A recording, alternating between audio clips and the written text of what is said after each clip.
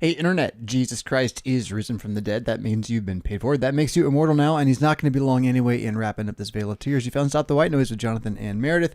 I am Jonathan. And I'm Meredith. And we're here to help you not wallow in the muck with those who have no hope, but to lift up your head all the more as you see the day approaching, Judgment Day.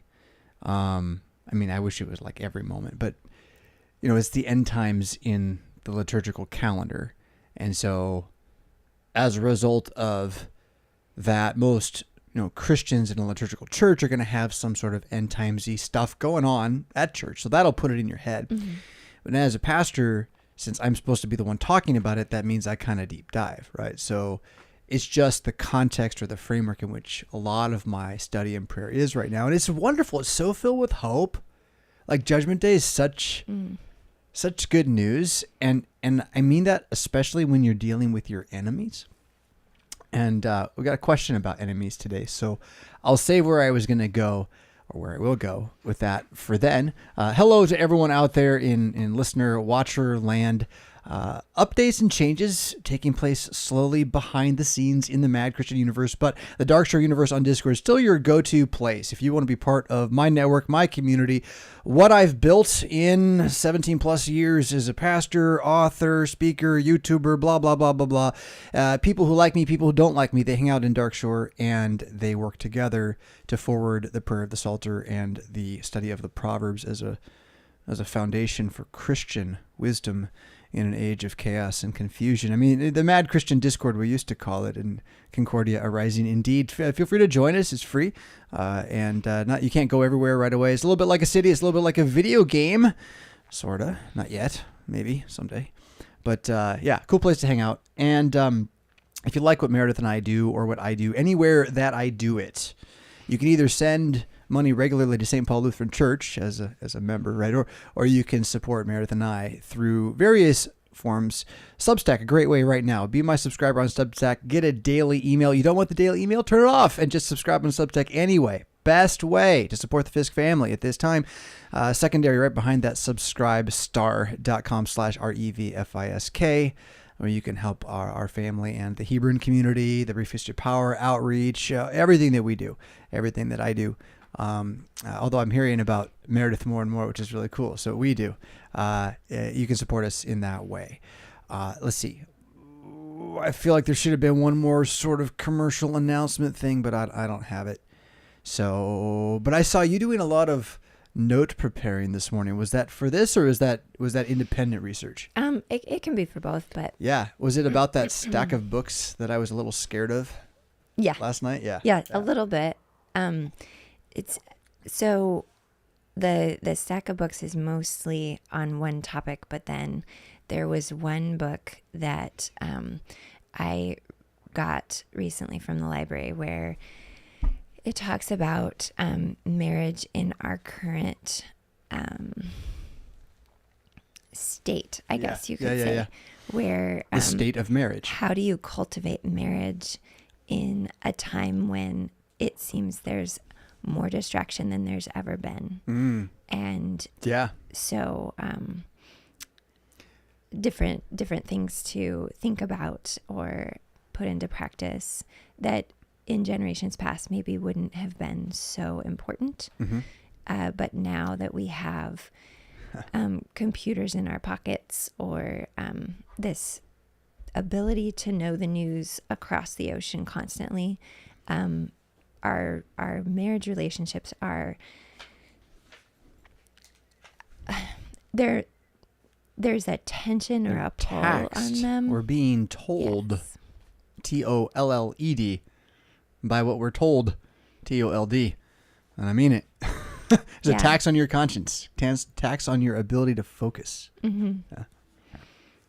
Yeah, so that's what I was reading, and then there's, because of the distraction that we are subjected to constantly, how is this impacting our kids? What kinds of psychological or soul weight are they carrying because of the temptation to jump from one thing to another, or the the need in some ways to jump from one topic to another. Right. Because of Twitter, Facebook, Instagram, whatever they do. I mean, TikTok. I think it's life. I think it's life. It's the convoluted and hyperactive nature of modern life that just has so many messages in which everyone's trying to get your attention to sell you something. Mm-hmm. Really.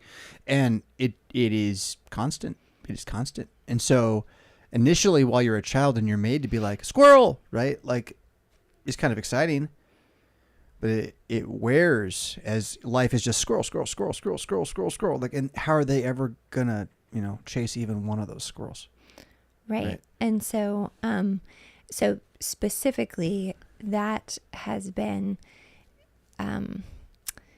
given the title or label of ADHD. And so I have a stack of books about ADD and ADHD. Right. Oftentimes, once you get past puberty, the H is taken out of the acronym and you have just ADD. Mm-hmm. But for young people, because there is this increased amount of energy that youth have, mm-hmm. There's a hyperactive element to their, essentially their ease of distraction, the ability to jump from one thing to the next without completion.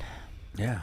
They're constantly in a fight or flight of sorts, I think. They're just, and it's an excitement, right? They're being stimulated and they're never resting. And then because they don't rest, like from infancy on, then they're never able to develop the kind of substantial quiet of mind to consider things. And instead they run from here to there.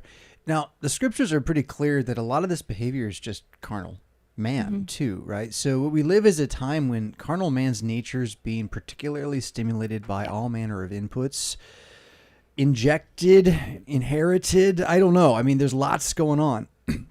And but I want to clarify then this. So the first book about distraction in marriage is not an ADD book. No. That's amazing. Yeah, because I saw that book and I saw the stack. And so my thought was, it's a book about being married to someone with ADD. Mm-hmm. Right. And it's kind of like, that's probably good she's reading that. But then it's like, it's one of those things where when you struggle with something, it's not like you don't want other people to like be more aware of it, but it also comes back on you as a sort of moral failing. Right. Well, and that is a particular trait that people with this this awareness of themselves come away with. All they want to be in the book that I was reading about, it's something like what your child wishes you knew about ADHD. But one of the things it mentions is how much they wish that they were quote unquote like everyone else and didn't have this struggle. So they carry a lot of shame. And part of that is the interactions. It's interesting. Throughout the book, there are different quotes from kids and parents. And it's disgraceful, the different things that people say to each other. Yes. And it's no wonder, it's just no wonder that we have the family dysfunction that we do. There was one example of a child sitting down at the breakfast table who is 12. The girl's at the breakfast table. Her father comes in and he pours orange juice on his cereal instead of milk. And she says that she called him an idiot for doing so.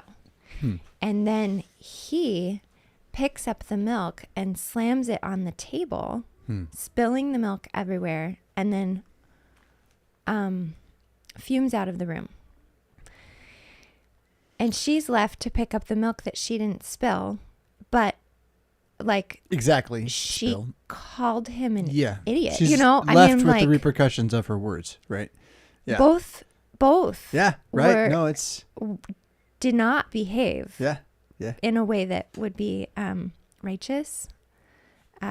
So, yeah, I mean, it's not a Christian book I'll just put that out there. Yeah, for sure. The author's not Christian necessarily. It's not written for Christians. There isn't this overarching, like with some of Brené Brown's books that I've mentioned in the past. You know, she doesn't write them for Christians, but she is a Christian, and it just kind of oozes out. This hasn't really had that kind of impact. So I don't think that the author really is a Christian or is necessarily as free with it if he is. Right. So it's just more in the realm of psychobabble as language, but not necessarily unhelpful. And why did I pick it up? I mean, and what am I doing? You're doing a wide study is what you're doing. Yeah. And my goal is to understand the mind of somebody who has this I guess who has struggles with parts of life that others of us don't even think about it being a struggle, or would never imagine that you could struggle in this way. Yeah. I was intrigued because it starts out kind of just giving you an example of what some of the strengths that people who how should I talk about this? Is it a label? Is it a struggle? Is it a I like mythology, distraction? Right? We're talking about ADD. Yeah, the mythology of ADD. I like that. Not that I'm denying that it has truth in its storytelling capacity and can explain the life you live. That's what a myth does. So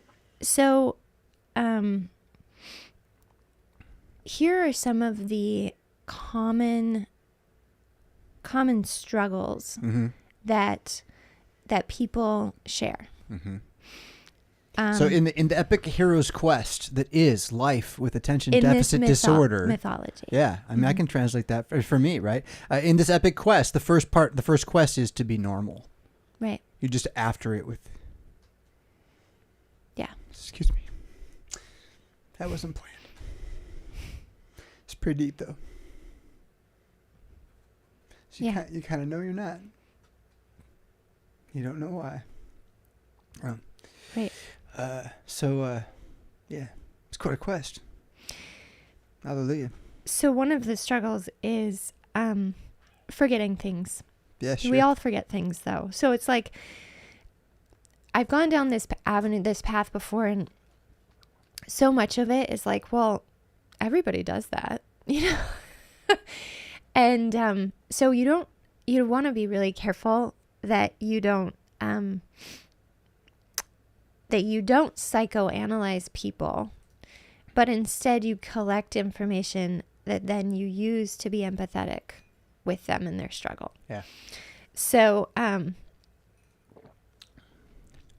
first one is forgetting things. It's the weirdest thing, forgetfulness. Everyone does experience it, and as a pastor, I hear people talk about it. Like, what I find most interesting is that old people talk about it, and by that I really mean like over 30. Okay. And then young people don't talk about it, or they talk about it like they don't do it. Although they'll also be like, I forgot, and then they'll talk, but they don't talk like they know about forgetting yet. Right. Because it's really kind of cool. So in one way, I think young people forget a ton. They just aren't aware that they're forgetful. So forgetting is part of remembering. And I've even got theory on this from SmartNote and stuff. Like if you try to remember everything all at once, you can't think. So you have to be able to at least temporarily forget, right? So forgetfulness is a normal part of the soul's operation in time, space, as creation made it. But then it would seem that ADD and forgetfulness have a somewhat different intertwined relationship, wherein there's just like these dive bombs where you're not a forgetful person. You're actually very organized, and yet something regularly will disappear and you will have no idea where it went.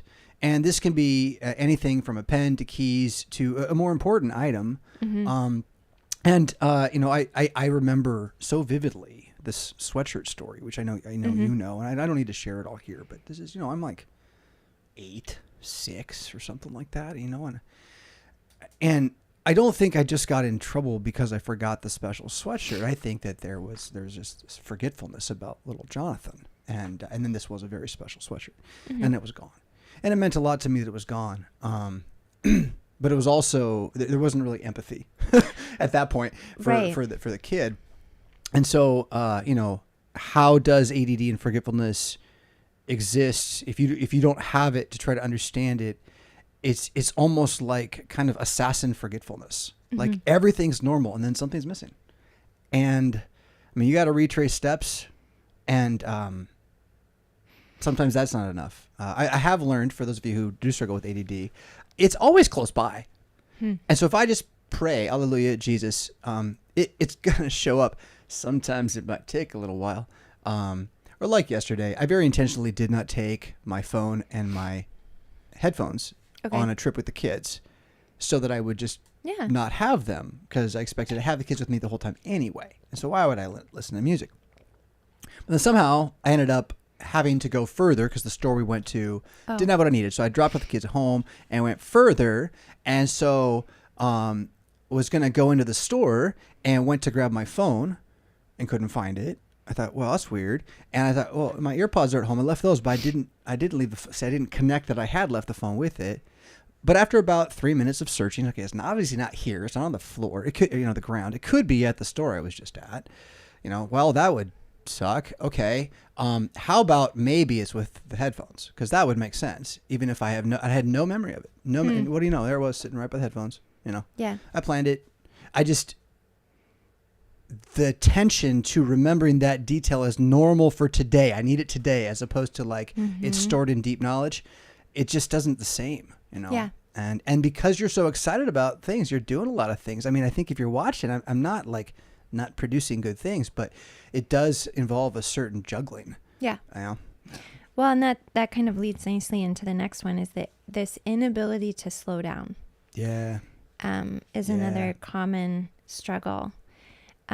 Difficulty resting. And the next one was that people who struggle with this can't control their emotions. Right. They tend to be disorganized. Let's come back to can't control the emotions, because that's kind of broad. I think I know what it means, but it's sort of like, so I got to rely on my CPTSD language here a little bit. The thing about the flashbacks that's so frustrating, I mean, now that I really know how to label that life experience and face it, is that you're never really given a choice. Hey, Jonathan, would you like a flashback? Yeah. Like take a step back, look at the scenario, assess it all, and decide. This triggered. Want to go or not? It's not. It's just you just go. And if you don't have CPTSD, describing the flashbacks, I'm not sure how to describe the flashbacks. But what I do know is a wash of completely different emotion from where you were that combines with kind of a how did I get here moment. Whereas all the knowledge of the conversation remains. Only you now, at least in my experience, pretty much feel ashamed and like you must defend yourself. And so not even control of my emotions. Yeah, in a moment, I am given different emotions by inputs from the world around me. And I don't get to say what those emotions feel like or be. I have to figure out what they are and then talk them down. Yeah. And, it's not as bad as it was. It's pretty bad, though. Yeah. I really hate it. I would not wish this on anybody. Yeah. And then, that leads to a feeling of overwhelm. So oftentimes people will just express being overwhelmed in this state. And if you think about that, like if you can't slow down, if you can't seem to find an organizational system that allows you to feel safe, on top of things, or safe, like you can depend on it to be there tomorrow. What I find so interesting about this, as one who, and I don't think we've gone public with this ever before, but I was diagnosed with ADD I think I was 17. Okay. 16 maybe. And then Wellbutrin, everybody.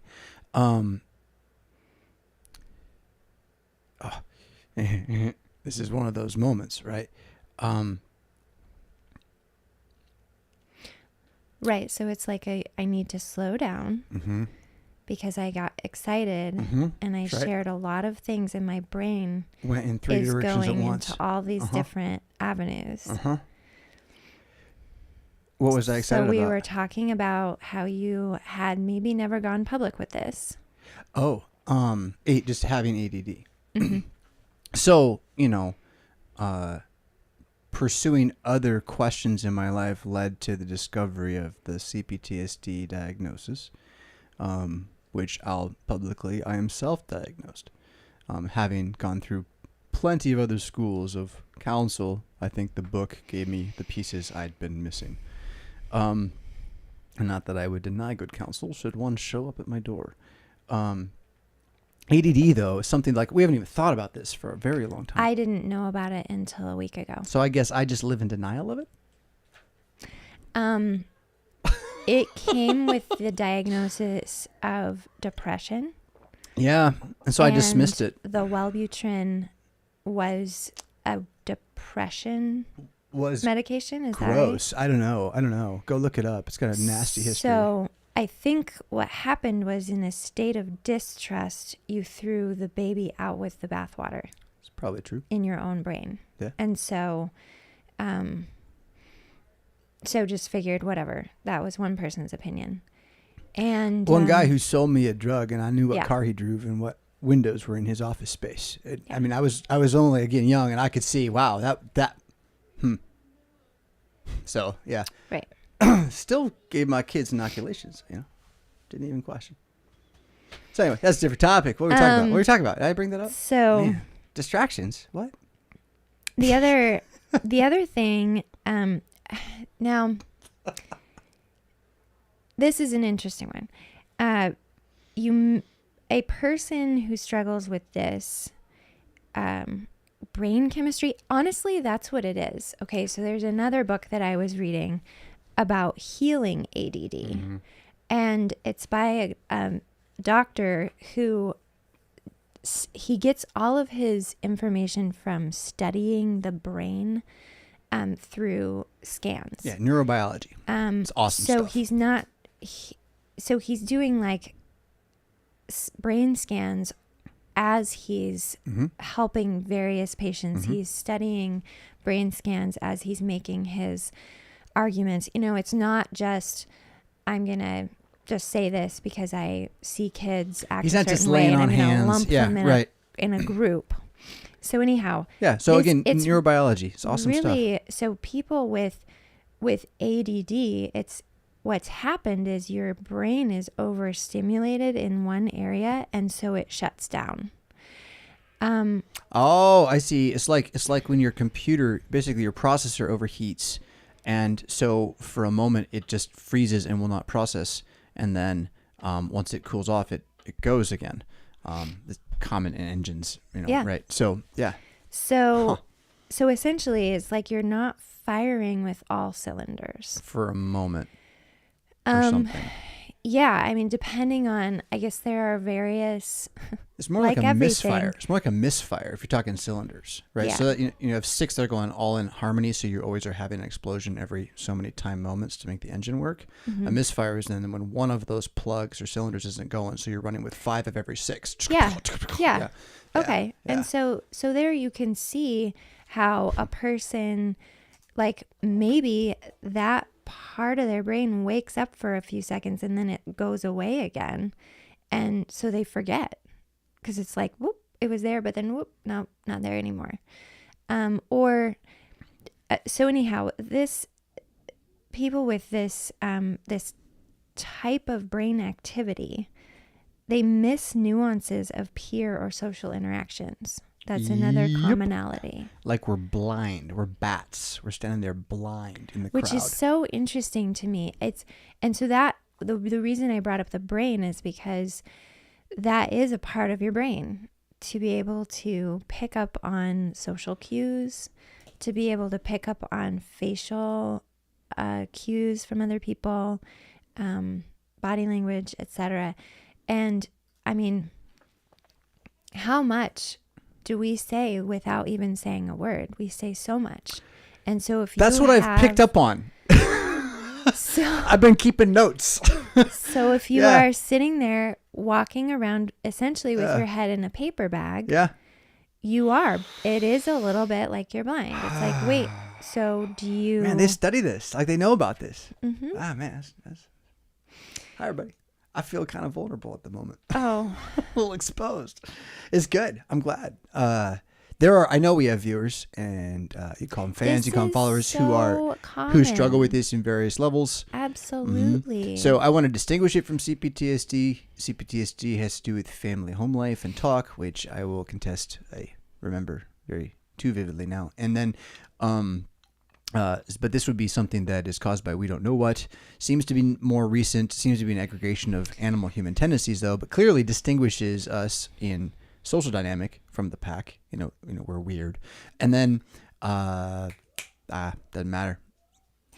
So, so to kind of go into other areas of that, the idea is then that the working memory, impulse control, and concentration are just not working at a level that maybe appear in your exact same situation, age, demographic, everything, upbringing, working memory, impulse control, and concentration would have. So there's just a little bit of a difference. Now, but what do we also find in people who have this brain chemistry? Oh, wait, are you going to talk about our superpowers now? Mm-hmm. Yeah, because there are several really incredible people. Yeah. Creative. It's because of the narrowness of it, right? So while we're having trouble concentrating on everything, we can concentrate on one thing if we get into it, like it's the only thing there is. And the problem is retaining that over time is difficult, so we can't finish our great projects we start. Right. But we get really good at starting new projects. Super creative people. If you need a problem solved that's going to be a little bit outside of the box, this is your guy. Yeah, right. They think outside of the box. Energetic. Can't slow down. I mean, you guys have high energy and you can bring it all. What about someone who has ADD and doesn't feel like they have high energy? I'm not talking about myself at all. But I think I do know people who would say, but I don't have high energy. I haven't studied enough, and especially because I'm working at ADHD level, which is the youth side of it. So you're reading about that. Yeah. So my approach is to go I start at the very beginning. It's a very fine place to start. And then I go to other things like the ADD, so I'm starting to learn. Before I jumped into ADD. Yeah. And it was like, whoa, I don't feel like I have enough grammar to skip to the logic. Right. And then to go to rhetoric. So I'm going back to, ADHD is typically where these people will start. Right. And I think that then developed ADD. Probably important to say then. So we're talking about what you're studying. You're not a doctor. This is a YouTube show. It's a podcast for Christians. You are pursuing this because you see its application in real time to your marriage more than to your children, although perhaps to your children, but in your marriage, to others in the community as well. That is the whole congregation. There are people who have overlapping needs. And so, you're pursuing that. And then I definitely demonstrate, I think, more of an ADHD behavior than an ADD behavior in that I'm incredibly active if I'm awake. Mm-hmm. And otherwise I'm going to bed. Like it's active or off. And there isn't really a lot of middle for me. And that has never been the case my whole life. The closest that would ever come is, have a beer. Mm-hmm. I'll sit down then. Just chat for a while. But otherwise, it's push. And, someone could say, well, why don't you just stop this? You want to make it a moral failing. That's the shame, right? For me, the trying to stop having ADHD or ADD or whatever these experiences are, I don't care about the label, to trying to stop have outside the box thinking, energetic living. Like I'm old enough now. I'm just done trying to stop being me. You can't. Yeah, right. You can't. But that's how people treat this, right? And right. Well, and so as a spouse to somebody who has this brain chemistry, how do I interact with you? What should I do to help it? What should I not do that will irritate it or aggravate the less desirable side? Right. And that's where what kind of spurred finding out that you actually had this diagnosis in your past made me go, huh. But then also, just by being in conversation with people in our community, I picked up it's Dr. Amen is his name. Healing ADD is his book. Oh, right. That's the one you've talked about before. Yeah. And I picked that up and I started reading it, and I very quickly was like, you know what? Honestly, I do not want to psychoanalyze people. I'm feeling myself going down that hole. Yeah. So I'm going to just stop. So I did, but I was intrigued by it because I find that a lot of the people that I interact with struggle with different elements of this. And so I thought, you know what? I feel like this is some sort of a pandemic that we're actually facing as a society. So just so we can maybe go back to what I did forget to talk about earlier that I said wasn't important, kind of is, the funny thing is the affirmation I've always had with autistic kids. Like I really always have felt a little bit like them. I look at them and I understand what's going on with them. I know, but on what level? Is it different as in it's different like apples and oranges, or is it different as in we're just on an even bigger spectrum than psychobabble can handle? And then if there's a cause, and this cause is something that we're like physically doing to ourselves, I can think of two that I would argue probably. I'll add three. There we go.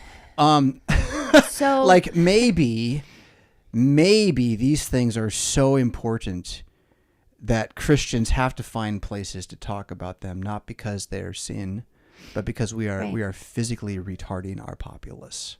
Right. Hi. I'm a smart guy. I can't imagine if I was. I don't even know what I'd do. Man. So I'm wondering if maybe causation is different. So you're saying like autism and ADD might be linked closer, but maybe my opinion is causation could be different. I'm thinking causation is the same. I'm thinking there's a linkage of overlapping things, but one of them is a direct attack on the immune system by design. And that's what I'm wondering, if maybe autism is more in that realm. And you're thinking that ADD is not immune system connected. ADD is potentially overstimulation of the brain from a very young age. So sitting in front of I would see those things as like acting like this on the person in a certain way. So you're going to have kind of interacting or they're going to work together to make it worse really fast. Oh, exactly. Exactly. Wow. And I'm so not saying disentangling that's going to be tough, right. I think. But yeah, fascinating. I mean, because we see adults who have what is called autism who cannot actually form words, Mm-hmm. And so, but that's not ADD. No. Okay. No. And that's not what I was saying either. And so I'm thinking that the autism seems to be a more chromosomal or something inside of people is really getting You're right. twisted. Something is being done to the physical body that is changing the person, and it's epigenetic potentially. Right. And again, that could be 2 or 3 different things we've talked about all the time in the past that let the reader understand and do your own homework on this. I'm suggesting again though that, and this is where complex post-traumatic stress disorder, the thing that's so bizarre about it is it's just kind of everything. And so, since it's just kind of everything's kind of there, they're all really on the same soul spectrum. And we want to distinguish them scientifically based upon categories developed by pagan and atheistic men who don't even believe there is a soul. And the behaviors aren't so different. They're just different exponential versions of the same behaviors, right? Right. So that's what I'm saying. And so as we look at, again, looking for causation, I think the cause is going to be complex, like complex post-traumatic stress disorder is. Causes are going to be complex, but there are going to be several very foundational actions that are taking place that are making our human bodies and souls react the way they are. I think without question, eating poison, injecting poison, and then, I don't know, watching poison. And what do I say for the third one? That bodily chemical reality, even if ADD is just caused by beaming light at a kid really fast, that damage is going to be way worse if you're feeding that kid apple juice every night, and that's all he's eating. Right. Well, and Dr. Amen in his brain scans, like that was something that he actually tested. So all of his patients, he does put on special diets. Yeah. Good for him. Because he noted in the brain scanning that certain types of foods, specifically high carb foods, intensify the effects, and you're just working against yourself. It's rocket fuel as opposed to diesel. That's the ketosis glucosis and thing. So he puts his patients on. I mean, there are different little tweaks here or there, but the basic is high fat, high protein. Go figure. Yeah, low carb. Yeah, or no carb. I mean, I don't know. We're just making it up. So I found that to be. I shouldn't let the critic talk to me. I found that to be interesting information. It's amazing. And that was something that when I was reading his book, and I have it again, it's in my pile. I was like, you know what, this guy's doing some different kind of homework. He's interested. doing his own homework, and he seems to be working on real research. Human. Yeah, right. It's really like, okay, I want to know what is deeply at the root of this. It's not just, you were born like this, so let's just go. Here, have your drugs. So no, he's like actually wanting to heal it without the drugs. So anyway. It struck me as I was in another scenario yesterday, outside of our home, how important this information is. That one of the general ways that immunoprotection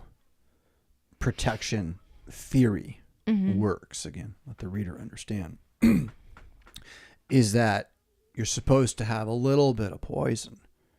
So over time you can build up an immunity to, iocane powder, right? And all this. And that may indeed work with iocane powder. I don't know. But I know that it hasn't worked with kind of modern approaches to avoid illness. Because the things that they would like you to build up an immunity to, they can't use real ones, because then you would get it. And so instead, they have to use dead ones. And everyone knows this. This is how it works. They use dead ones, parts of it, okay? Everyone knows that part. They taught you that part in school. I think. I remember learning it. I don't... what they didn't teach us is that that doesn't work, because the body doesn't get ill enough to recognize the dead parts. And so there's no response to the immune system. It just flows through. So in order to get the body to think those dead parts are the problem, you have to get the body's immune system stimulated. So to do that, you have to poison the body. So you don't only inject dead parts, you inject poison as well. And it every single one of them works this way. Go do your research. Mercury, normative.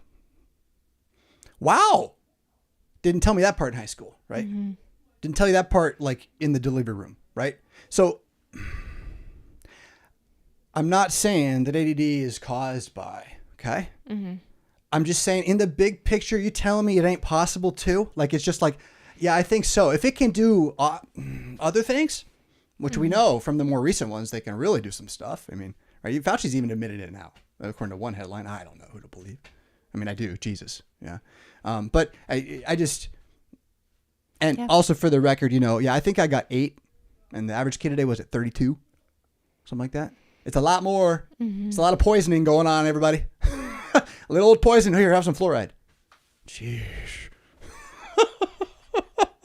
Do your home research. Healing ADD, inspirational outside the box. You know, it's been a quest for me to find normalcy. Can't do it. To beat my forgetfulness. Can't do it. To rest in Jesus. Amen. Hallelujah. To discover emotional solidarity in knowing his story triumphs over my experience, no matter what myth I put on it. And so whatever myth I'm in, I go back to his story and I get out. Amen. And then the overwhelmingness, when I am surrounded, I'm surrounded by him. My greatest enemy's face is just one more chance to smile and know judgment day is coming. And you know, go ahead, get yours, because I'm gonna get mine. And that's the beautiful thing Christianity has. Working memory, impulse control, concentration. The battle, from like grade school on, it was always, and it was amazing because I always kept good enough. No, I keep notes, right? But they're just not like pretty like people who keep notes as notes are, and they're not. They're all over. They're scattered, but I always remember stuff from them and whatnot. Well, but I had teachers. I had teachers telling me, you know, neatness and stuff. Like I just never was neat enough. Interesting. Yeah. Well, this is much neater than it would have been. I wasn't quite the kid who pulls the one piece of paper out of the backpack, right? When it's all crumpled. I saw that kid. I thought, wow, how's he do it? You know? But I definitely was the kid who was like going through it, trying to find the piece of paper in a million different places I could have put it so it would be safe. Yeah. Yeah. Oof. And you know what's interesting is like, why don't we set up for our kids in that scenario a folder that says safe place? Just that one? You know, just label it safe place. Yeah. And so if you ever think I need to put this in a safe place, there it is. Yep. That's so much of what this room has become for me. Each of the different places in here, you can see some of the different desktops they're safe places for different types of work, different types of thinking. And it still doesn't prevent me from losing pens. Although I have managed to keep them for quite some time, but I finally gave up and I just put a whole bunch of them everywhere. Because I lost one right next to me for a while. It was right here. You couldn't find it. I left the room. I looked in the chair, pulled the blanket, all sorts of stuff. I just didn't see it right there. You know, I don't know. I mean, does that not happen to you? Does that never happen? Would you never forget your pen?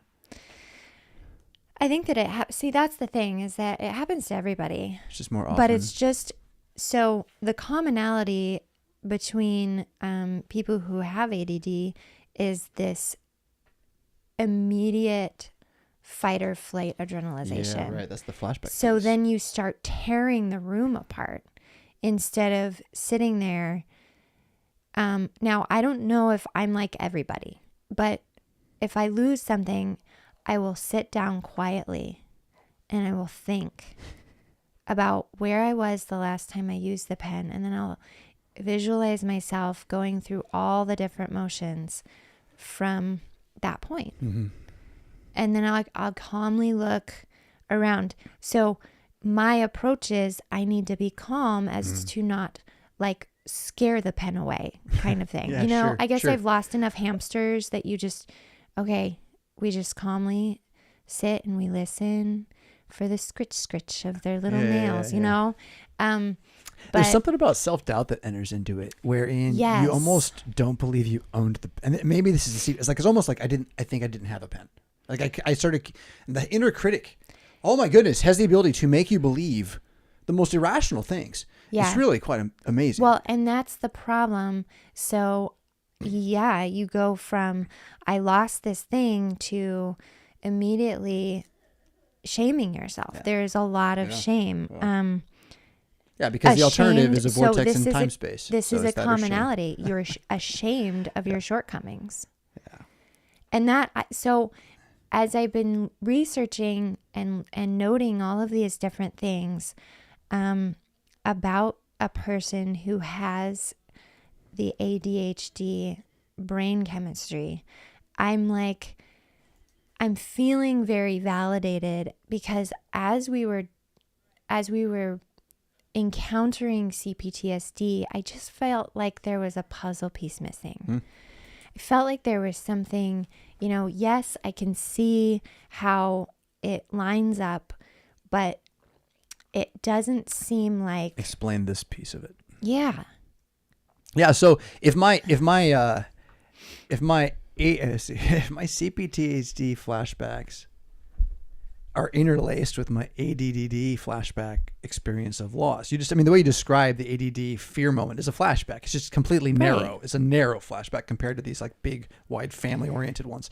And so then I have both those things going on. They probably both impact the other one, right? It's not like if one happens and then it happens, and the other one happens and it happens. Like one happens and both of them happen.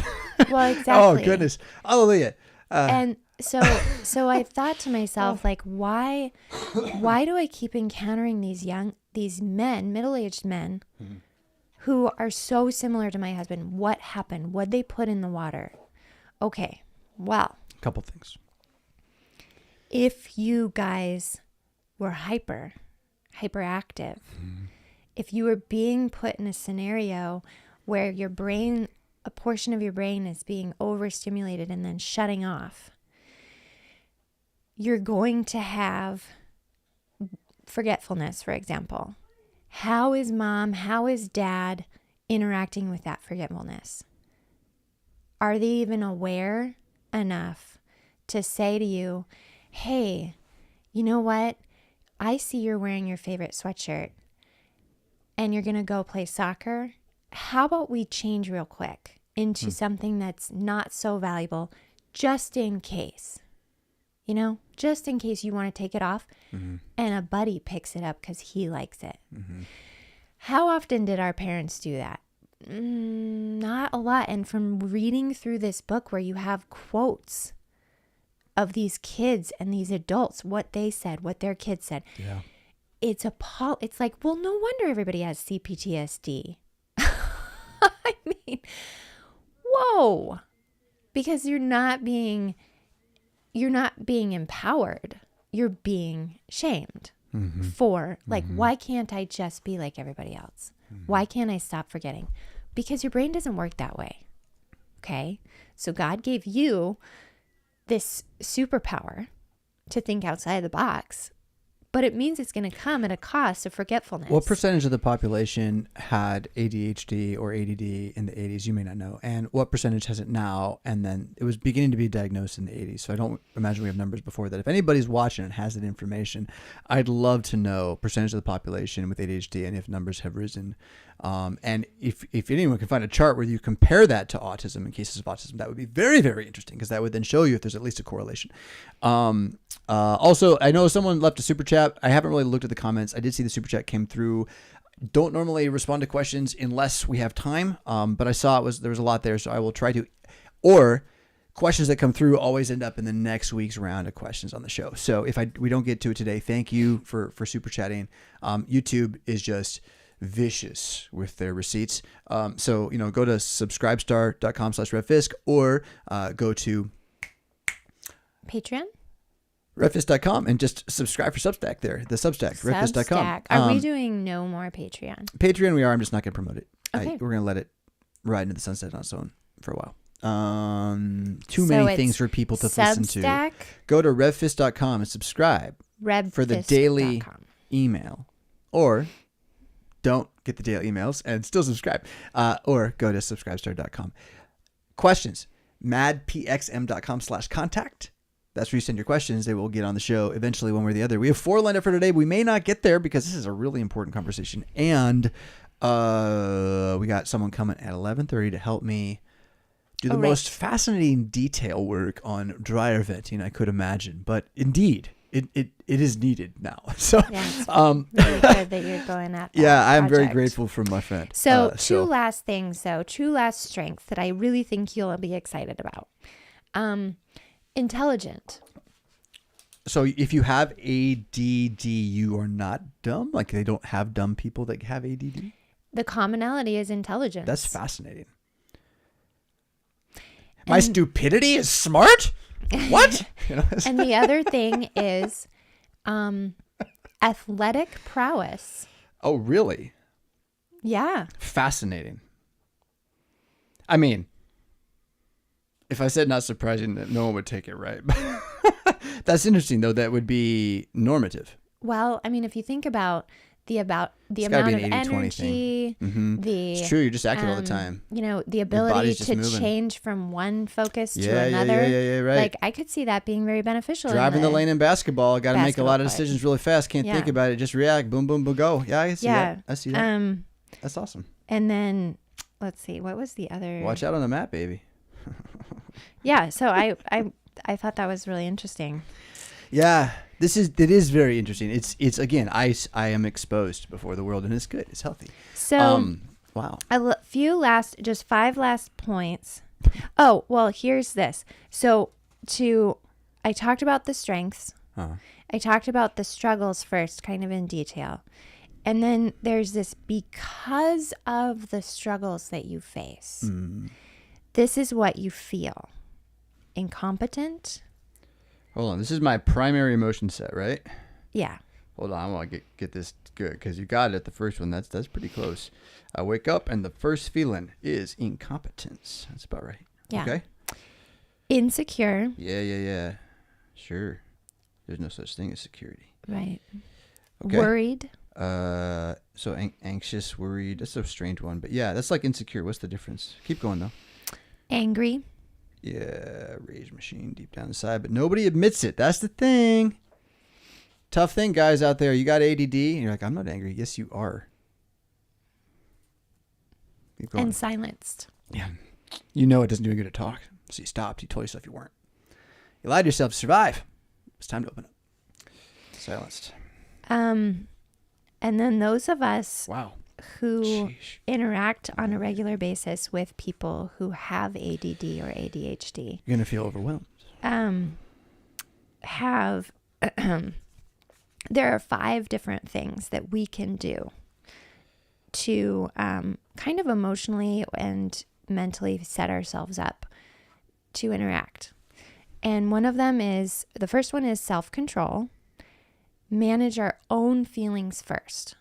So in that scenario where the young girl called her father an idiot at the breakfast table, if she has ADHD, well, he definitely didn't manage his own emotions first. Yeah. He slammed the milk down and then huffed out of the room in a rage. Yeah. That doesn't do anything to express to her, you know what, calling people an idiot, especially first thing in the morning, isn't really going to score you points socially. Okay, so then the second one is compassion. Meet him where he is, not where I expect him to be. So that's compassion. Collaboration is number 3, and that is working together with that person to find solutions. So instead of getting angry that you can't find, that in my case, instead of getting angry with my husband for never being able to find his pen, I could have suggested, hey, how do you think we should solve this problem? Do you think having pens at every workstation would be a good idea? Would that save you time and energy? Do you think putting a brighter label on your pen would help? Just calmly coming up with solutions if he's in a kind of a fit over losing his pen. Mm-hmm. It seems to me, if I can jump on that, as so one who now has lived through this enough times, that in the moment, I don't know if this would be true. Like, it has to move in this direction, though. That I have forgot it before like this. I've lost it like this. So it's... I have honestly talked to somebody who thinks she has ADD, and she was like, she had her cell phone on her ear. Have you seen my phone? Oh, no. I can find my phone. Oh, no. Do you know where my phone is? Yeah. That is kind of it, though. I've been there. Like, it's been in my hand, my pocket. So losing your pen in your ear, it's a thing. It's just... I was trying to jump on, though. Collaboration. Oh, no. It'll come back.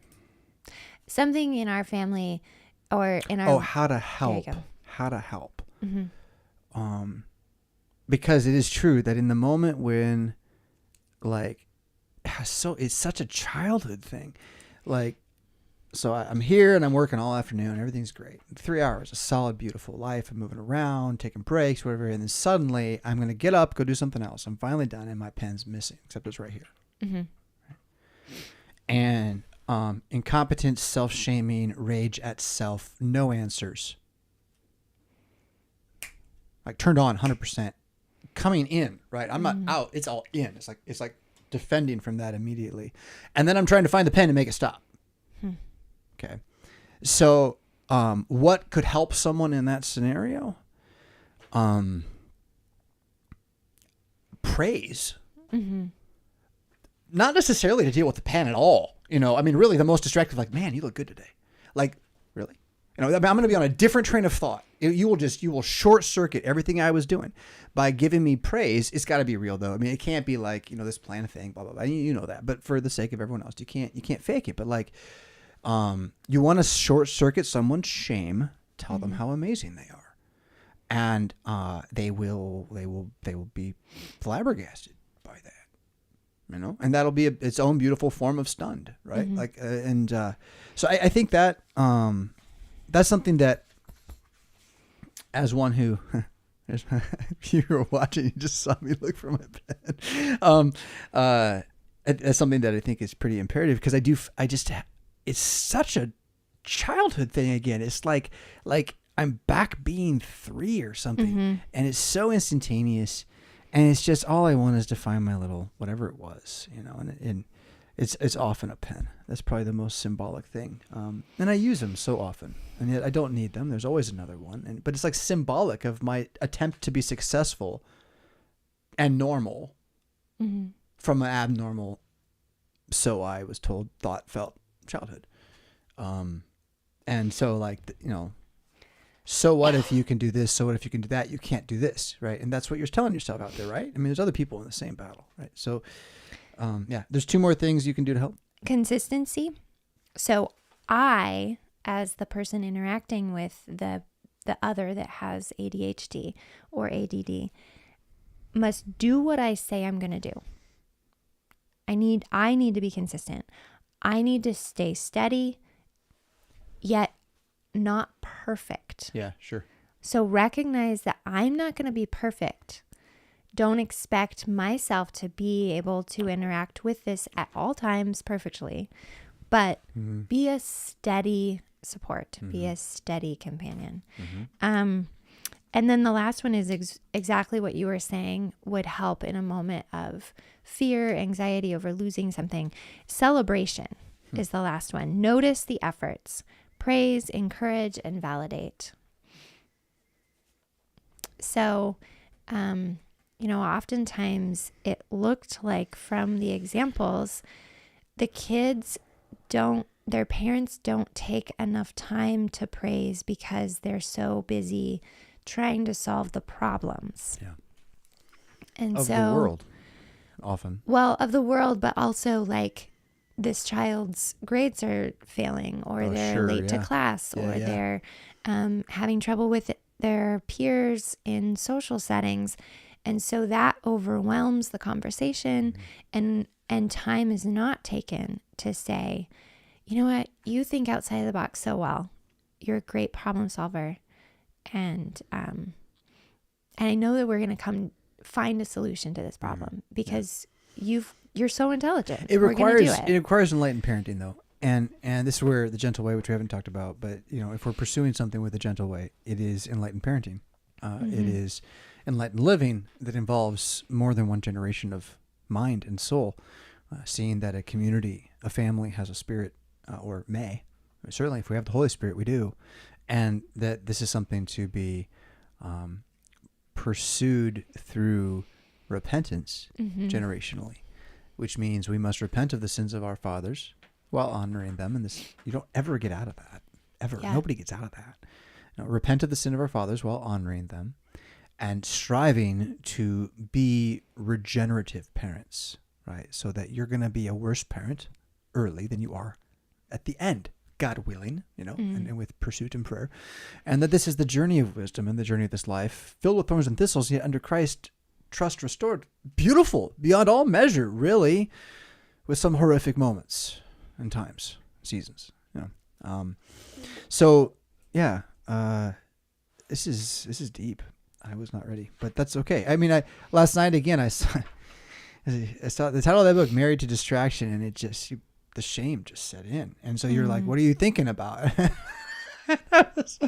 I was like, and she had a little work done on her back yesterday, and so was lying there, unable to move and really wanting to go to sleep, and kind enough to talk to me while I was still moving around. And, so you asked the question, and I'm like, okay, well, it's probably not the time to try to quite bring up, what is that stack about? But that is where it was. And then, we moved on to other stuff from there, but seeing how this unwinds, I'm glad you're looking into this, because it is validating. Well, and the concept behind married to distraction is not to label a person as distracted. Well, that's even, it's we as a civilization are not married to each other. We're married to the distractions that we actually spend way more time with. You can see how quickly the miscommunication occurs. This is the way it happens in a conversation. Only here it's happening not as a conversation, but as a stack of books, right? Mm-hmm. Where there's a signal that seems to align with the other signals in a certain way, but it doesn't. But then you just put it in there anyway. You read it. So this guy always kind of twitches his neck, but in your family, twitching your neck meant you were about to get hurt, right? And so that guy twitched his neck, and you read the signal, right? And, therefore that guy meant this, right? And that's one of those things. See, I don't read those signals again, so I miss out on, you're angry at me, all this, and then suddenly it's words. And I got excited and distracted. Right. Well, so married to distraction. The book is the concept. Our culture. Yeah. Our society. Yeah. So my interest in getting it, as I looked at it and was like, oh, this has nothing to do. So I did a search for books about ADHD, ADD, and this came up in that. But it has nothing to do with it. But I clicked on it to get it because if I have somebody who is hypersensitive to distraction, what can I learn about everybody's distractibility? Yeah, that's right. And then apply in a very sensitive way to our relationship that is prone to distraction already. You're going to see it in our kids too. We're going to see it in our kids too, whether or not they've got ADD or ADHD. I don't know. I'd rather have that conversation off the air initially, but nonetheless, married to distraction. I mean, you're raising distraction, right? In this culture, you're raising distraction, no matter what. So it does apply. Yeah. So this just as a quick little thing, in chapter 8, the quote that is at the beginning of the chapter, I thought was very interesting. It says, man is sometimes extraordinarily, passionately in love with suffering. Yes, I believe that. And so then he goes on. Say it again. Man is sometimes extraordinarily, passionately in love with suffering. And I don't even know if I can pronounce this person's name. Let me see. Fyodor Dostoevsky. You got it. Famous Russian novelist. Oh, okay. Should read his stuff instead of Anna Karenina, I'll tell you that. That's an interesting. Notes from Underground is man is sometimes extraordinarily passionately in love. In love. With suffering. So, yeah. So he says, in marriage, stupid struggles are usually a main source of pain.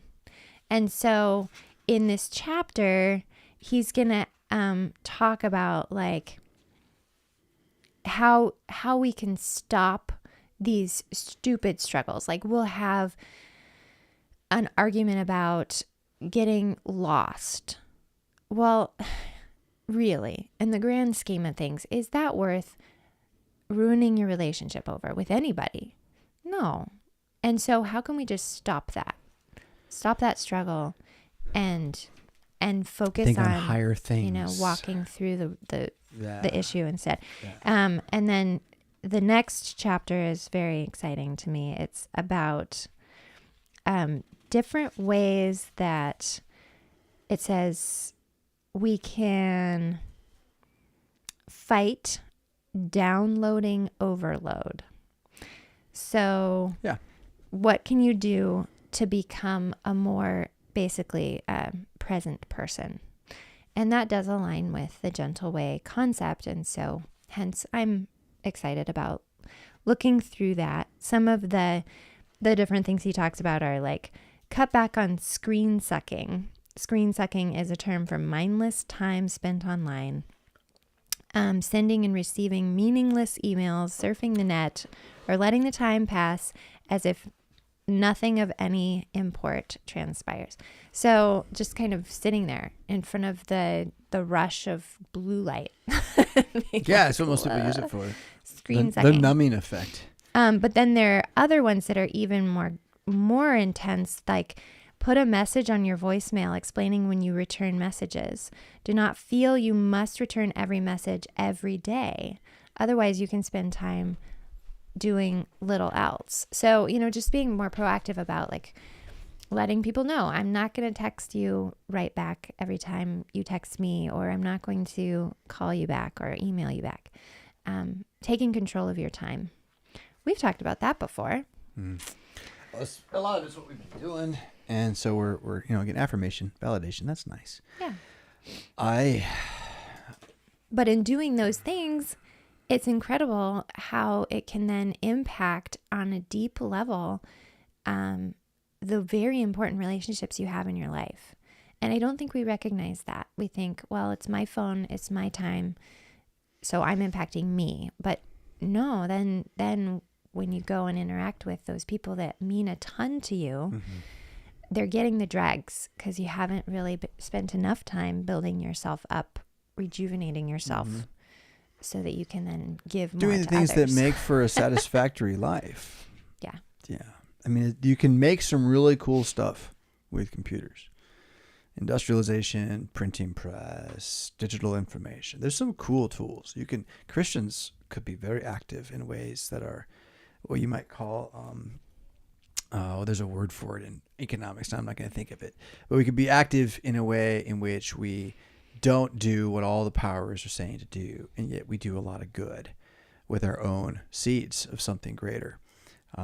But it's difficult to do that when you're tired and exhausted and don't feel like you've achieved anything. And so when you spend your day not manufacturing something with your hands or doing it with your hands all day, you're exhausted that way too. You come home and, where are you going to get the energy to then go and act? Well, most people don't. They just go and stare at the screen some more.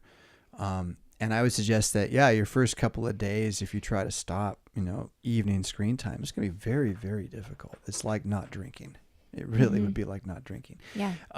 But that's why, Hebron Collegium as a retreat center for men, to get a week without such things, really kind of a great thing just to do, to try a little bit of a detoxify, quiet space, right? My high recommendation would be that you do it and you prepare for the battle of kind of madness, and then have something ready to throw yourself into. A book. Yeah. A book. I've always thought I would ... right? Well, whatever that was, it's not going to happen while you're watching TV. So get a book on it. Two things that are on that list of cutting back on downloading the overload.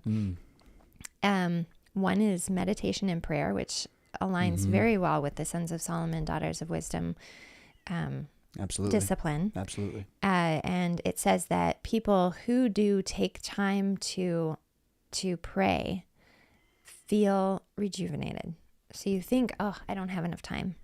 But you actually come away with, it like makes you time because it's not soul sucking, it's soul feeding. And then the other one was exercise. And that at Hebron is something that each person who's come has in their own way talked about, like, wow, I love the weight room, or I love going outside and walking around the neighborhood. I can't express how beautiful it is here, or, so that has been very validating as we've interacted with people who have gone through the Hebron retreat. Yeah. Yeah, the Collegium doing very well. We would love you to come and visit us, all ye men of Christendom, anytime you're passing through and you'd like a place to stay. $10 a day for a separate room if you just want to stay for a day. And then if you'd like to come for a little longer, do a spiritual retreat, sabbatical, bring a friend with you, stop on your way through, all those things. We got one current resident and maybe two soon. Another kind of semi-long-termer, mid-termer coming in January. So lots going on there. Governmental application process continues to be the red tape bazaar that it is, but it's on its path. It's in the right, it's on its path. The right path. Yeah, all the lawyers have been paid. Okay, so like it's, so that's all going on, and yeah, it's there precisely for the person who's saying, I don't even know what a life without this would look like. How would I start? Well, again, just come spend 3 days in a place where you have to think about it, and no one else is saying you have to, here, watch this. Hey, look, because it is tough. Everyone else wants you to see their stuff, and sometimes you're, all right, I saw enough today. But that discernment level, it takes some practice. It's worth it. The output of my actual life, not in terms of digital processing, right? So that what you're reading that I'm doing, although I'm doing plenty of that, but then like along with that, my crawl space, baby. Oh, what a joy! And so, yeah, it's just it's cool, and it takes time. I try to do stuff like right out of the box. Like I turned off the video games, shut down the TV, bought some tools, and went to work, and found out I was pretty bad. And now I'm 3 years into this, and I'm finally, not horrible at, small tasks with the hands. Many of you grew up with tools. I did not. Throw into the whole mix of this, not a power tool around. I think my mom got an electric screwdriver once, and so like the normal boy, playing catch. No, there's just, I didn't get trained. So I had to figure it out on my own. And I think I'm not alone. I think there's a lot of you that just get that, right? And maybe you got a coach taught you how to play catch, so you know how to play catch, but you don't really have all these other kind of just standard man skills that dad has always had until, I don't know, the 60s or something. I don't know, whatever happened. We can argue about it. But like, you need to get those skills now. Don't expect them to work right away. Don't expect to have the brain to see what you need right away. Just make some mistakes. Make a few bad things. Make a bad chair, a bad desk. It's okay. Draw some poor stuff. It's okay. Just do it. Dig a hole. Oh, it didn't work. Yeah, it's okay. Just use your hands. We had a guy over at Hebron at one point who had never cooked and had no idea how to spice stuff. So I had gotten some different spice mixes and put them in the cupboard so that he could just choose those. But he finally got to a place where he's like, you know what? I can do this. Nice. Yeah. So he's making breakfast. Yeah. It's like beef, cinnamon. That's what we're going to do. How'd that turn out? Not so hot. But he learned not so hot, not so hot. like That's next right. time, not going to do it. There's something about a mistaste of something like cinnamon that helps you better match it later, I think, too. I think it's important that you have that discord at some point in the flavor palette. Right. Yeah. Well, and then we call people who live at Hebron together Hebrews. Well, so his Hebrew. Some people here who like to make light of life. Oh, sorry. So it doesn't exactly build up the masculine nature of the place, ladies. So. Is bro not a thing? I thought bro was like totally a thing these days. I don't know. See, when was I accused of having a bromance with a guy once by a friend? Sometime around 29 was that? So I'd say around then, bro became a slur actually in American English. Interesting. Yeah. I think it is. Okay. Someone who would, it's basically like, you're dumb enough to be a jock. Hey, brah. Or a stupid surfer, right? Bruh. Hey, bro. It's an insult. Yeah. Well, then, his fellow Hebron roommate had more experience with cooking and was able to take it, which cinnamon is something you can easily add other things to. Especially if you go into the South American, it's 5 spice, right? Central American space. Yeah. and just add like chili powder. But he was able to doctor it up and make it taste like Mexican food. So, I mean, can you say that online? Yes. Great. Mexico exists, and there are Mexican people, and they eat food, and they have spices. Yeah, so it became like taco beef. Yeah. But for breakfast, it was cinnamon. Yeah. Cinnamon beef. Yeah. Cinnamon's so fascinating like that. Like it really is. It doesn't do what you would think it would do sometimes, but then it does pair well with other things, especially a small amount of cinnamon with more of other things. Oh, absolutely. Yeah. Yeah. It's a It's a garnish spice. flavor. Yeah. You don't typically, it's not like cumin or curry where it's like the leading flavor that you put in. Clearly, you've never used it with sugar, my friend.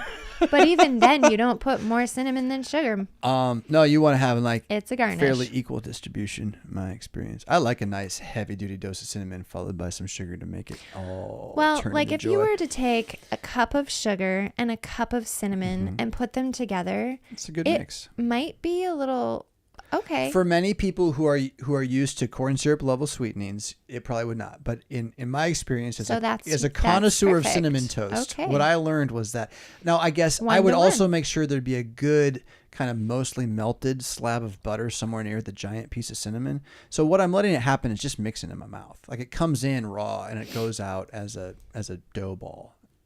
Long time ago. But yeah. Looking forward to paradise. Yeah. Cinnamon toast. Cinnamon. Yee. Oh, cinnamon toast pizza. That might be one. Well, it's a thing. Is it already? Uh-huh. Do you remember makes me sad. garlic bread? Oh, You know? like crazy bread? Yeah. At, and So they do it with cinnamon. They do it, yeah. Duh, and that then makes sense. It's like a icing. churro. Yeah. I'm thinking like a full-on pizza crust with butter and cinnamon and sugar, little maple drizzle, and some breakfast sausage. Ooh, I think that would work. Maybe not. Let's try it. Throw in some sriracha and bread that breakfast sausage like a chicken. Now you got it Cajun style. Anyway, all the things. The thing about food and loving all the varieties of food, it's amazing that we have the times that we do where you really can't taste this panoply of stuff. It's quite impressive what mankind's come up with, like, and stuff that like you can't eat it, but we figured out how, and look, it tastes good. Yeah. It's really amazing. I don't know that there's anything per se wrong with it, but I do say the simplicity of the carnivore lifestyle is always refreshing. Now, after the kind of moment where I miss the churro or where I wish for the really bad soft serve or whatever, right? There's something refreshing about being hungry and being full and just living in that reality instead. Amen. Yeah. So that's an aside for the day. We got some questions we should probably try to get to. And I will need to open up this to do that. And I have not done that yet. So everyone bear with me for one moment. There they are. First question. Within the Keil and Delitzsch commentary, there are several instances where the Psalms refer to the music as taking on a mood, volume, or structure. For example, Psalm 29, Katie writes, "After this solo voice, the chorus again come on. The song is closed, as it was opened, by the whole congregation, and is rounded off by recurring to its primary note, praying for the accomplishment of that which is sought and pledged." I actually love the way Keil and Delitzsch do this kind of thing. Another example from Psalm 24. And here the music becomes forte. The first part of this double psalm dies away amidst the playing of the, pardon me, Meredith, cover your face again there, playing of the instruments of the Levitical priests, for the ark was brought in. In a third example from Psalm 39, he says, "Here the music rises to tones of bitter lament, and the song continues in Psalm 39:7 with the same theme." There are several other instances of this throughout the KD commentary, so it provoked my curiosity concerning the Masoretic text, that's the Hebrew text that we have, from which they are expositing. Is it possible that the text has some musical notations of sorts to indicate things such as dynamics, tempo, volume, etc.? Alternatively, are fine German gentlemen, Keil and Delitzsch, merely interposing musical guesswork on the Psalms based on poetic diction alone. And side note, my wife and I enjoy the podcast. Our firstborn 2-year-old son now recognizes your voices and will request to see RevFisk and Meridith on the phone if we are listening while doing chores and such throughout the week. God bless your family. Have a wonderful Thanksgiving. Pythios. So, so the question is there, musical notation in the Masoretic text? It's a really good question, and it's hard to answer because there's not a simple answer. To my knowledge, no, there's not music as we would conceive of it, with Western notation in the Masoretic text. There is pointing, and then there's more pointing, and then there's more pointing. As there are layers and layers of additional dots and frills that are thrown in for a variety of reasons, and some of them are for singing it out loud, like as a monastic chant would be. That, I think, is in the Masoretic text, but that would not be what Keil and Delitzsch are really referring to here at all, because that wouldn't be like tones, right? If you're looking at like chant, you're more looking at like markings of where to move up or down, right? That kind of thing, more than tone. Anyway, that said, the Masoretic text is not the only available resource we have. We also have the Septuagint, which is important as a text and is older than the Masoretic text in terms of its archaeological pedigree. And so the Greek text of the Old Testament is also there. And, why do I suggest that? Just so we don't give too much weight to, let's say you found some music in the Masoretic text. Yeah, the pedigree of that for being like older than 400, 500, where did its copies get made? There's some questions, and Dead Sea Scrolls call into question a number of things that involve not so much like other books, but like when Isaiah matches the Septuagint and not the Masoretic text, like that's interesting because it's in Hebrew when Isaiah is matching the Septuagint, right? That there's another Hebrew tradition, something like that. So here's what Keil and Delitzsch are actually doing, and it's really obvious. There is music in the Hebrew itself. I can't prove it. Anyone who's gone deep enough knows it. It's not quite the same as when you say it like it sounds like, Britney Spears melody and it's catchy. Okay, it's not, but there is a song at work in the tonality of Hebrew. And that music is even deeper. It's thematically at work in the Hebrew, so that the way the etymology acts and the way that the sentences work have like a layer that English just doesn't have. And inside of that, the poetry of the language, I don't know how to not call it song. It would sound musical. And then if you added music, it's through the roof. To have that understanding, you'd have to know it on an intimate level. And I don't expect us to do that in this life. So you can taste it, taste and see. You really can taste and see the purity of the word in the song of the Hebrew.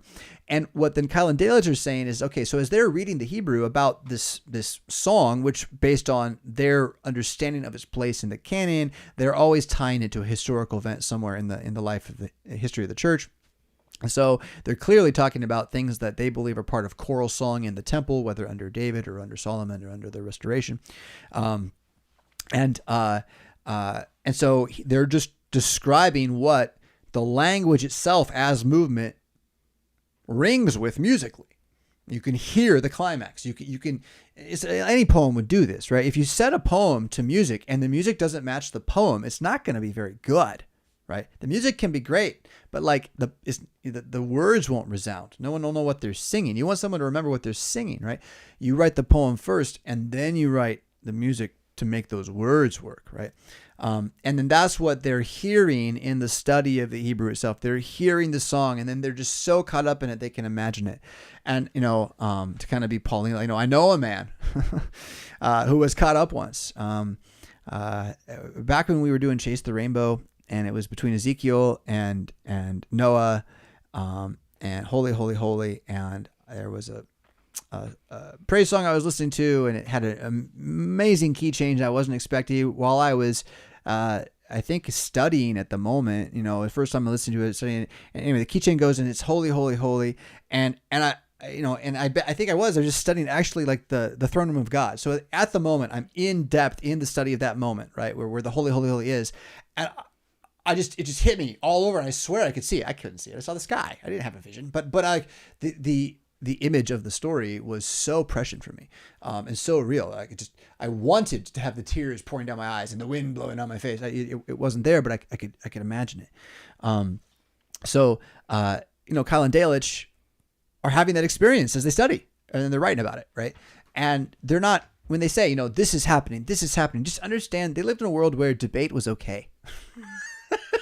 They don't have to be right all the time to say they're right. They're okay to say it and propose it. And then someone can say, but I disagree. That's why. And they're like, oh, I see. Right. We've lost this. It's not a German thing per se. So they're in the practice of commenting. And as they comment, they're not going to, if you read a modern commentary, they'll waste like half the book with like, it may well be that it could be supposed that it might mean, right? So like, they just didn't do that. They just said what they thought it meant, and this guy's wrong. And then someone else came along and said, well, this guy's wrong. Here's what it means.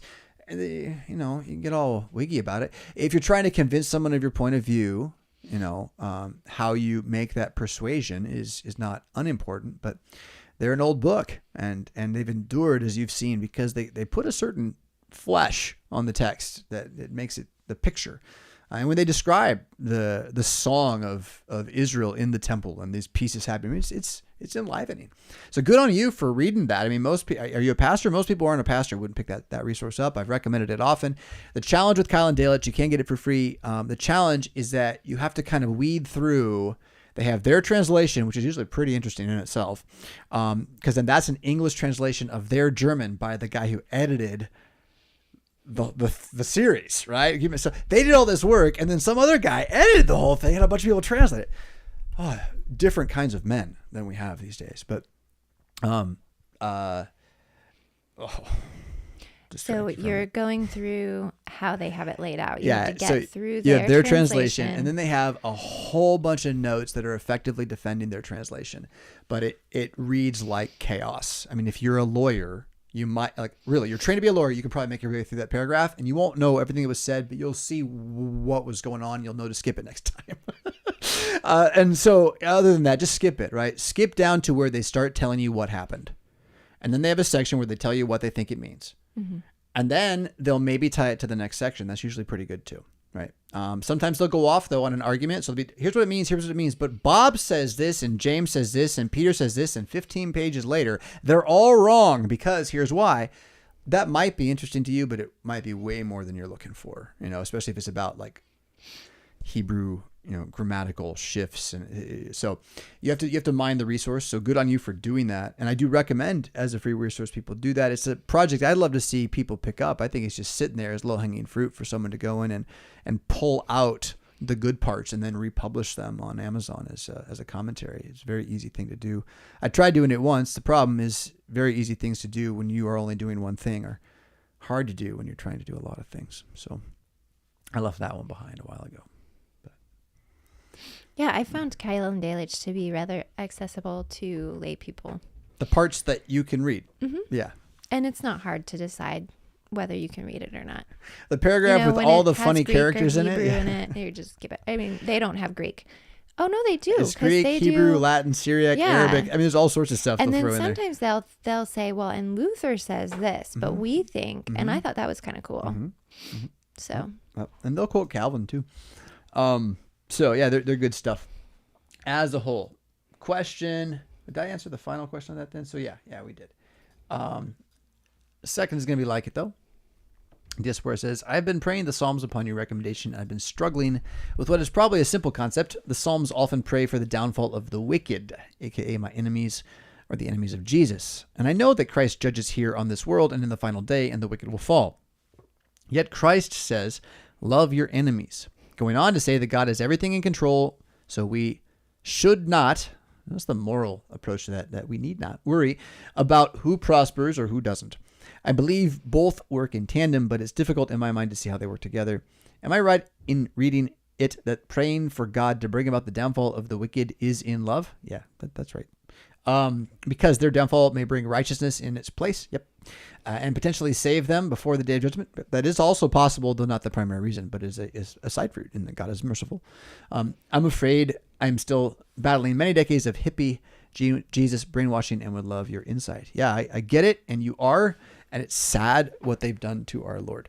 Nigh on crucified him all over again. Worse, they've dressed him in drag. And it's very sad. Well, we're eating the fruit of that now, right? Generations down a little bit. Think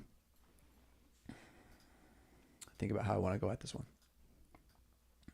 So let's start with Matthew chapter 5, which is where this text that our Lord speaks shows up, that it's just so often quoted by itself, all alone, generally as a way to silence somebody else, right? Like you are having it quoted at you to silence you, which is not really what Jesus is doing, okay? Like that, you're really in a different place, right? Judge not, lest ye be judged wasn't meant to be a quote you tell other people.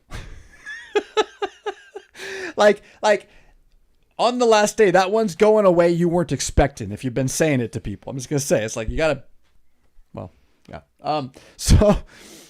He says, you have heard that it was said, love your neighbor and hate your enemy. That's Moses, by the way. Although I think the hate your enemy might be left off. It's love your neighbor, and then the hate your enemy is rabbinic. I think that might be right. Someone can check me on that. But I tell you, he says, love your enemies and pray for those who persecute you. You go, what? Why? That causes these problems. Now we argue. Okay, but let's go with why, though, right? So that, or because, both the same thing, really, you may be sons of your Father in heaven. Because you're going to be like God. And here's how. He causes his sun to rise on the evil and the good, and sends rain on the righteous and the unrighteous. So God has a capacity to not be vindictive, even while he's being vengeful. Something we don't really have very well, right? But he's not vindictive at all. And so what Jesus is calling out here is that like you are going to want vindication against your enemy, but to pray for it rather than to take it into your own hands, and to learn to see there is no vindication, as you've said, like your enemy's conversion to friendship. That'd be the greatest vindication of all, is that my enemy would be my friend. Right? So, indeed. But that isn't really the goal here. Like his goal is more to kind of point out how selfish we are with our love. So 46, if you love those who love you, what reward will you get? Are not even the tax collectors, that'd be like, actually the tax collectors, IRS, right? Or, the big bankers, right? Are not even the usurers, are not even those who steal and lie and cheat. It's not even the WEF. Does not even those at the WEF love those who love them. And if you only greet your own people, what are you doing more than others? Do not even pagans do that.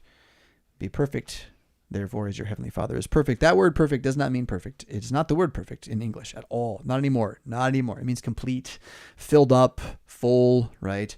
Lacking nothing. Okay. So, we tend to use it as sort of a moral dynamic of like virtue signal kind of thing. So what he's saying here is, though, be a whole person as your Father is whole, which means then if you have a neighbor who is an enemy, along with acknowledging that this person is your enemy and praying all the things the Bible says about your enemies without fear, treat the person like they're not your enemy as much as it is in your power to do so.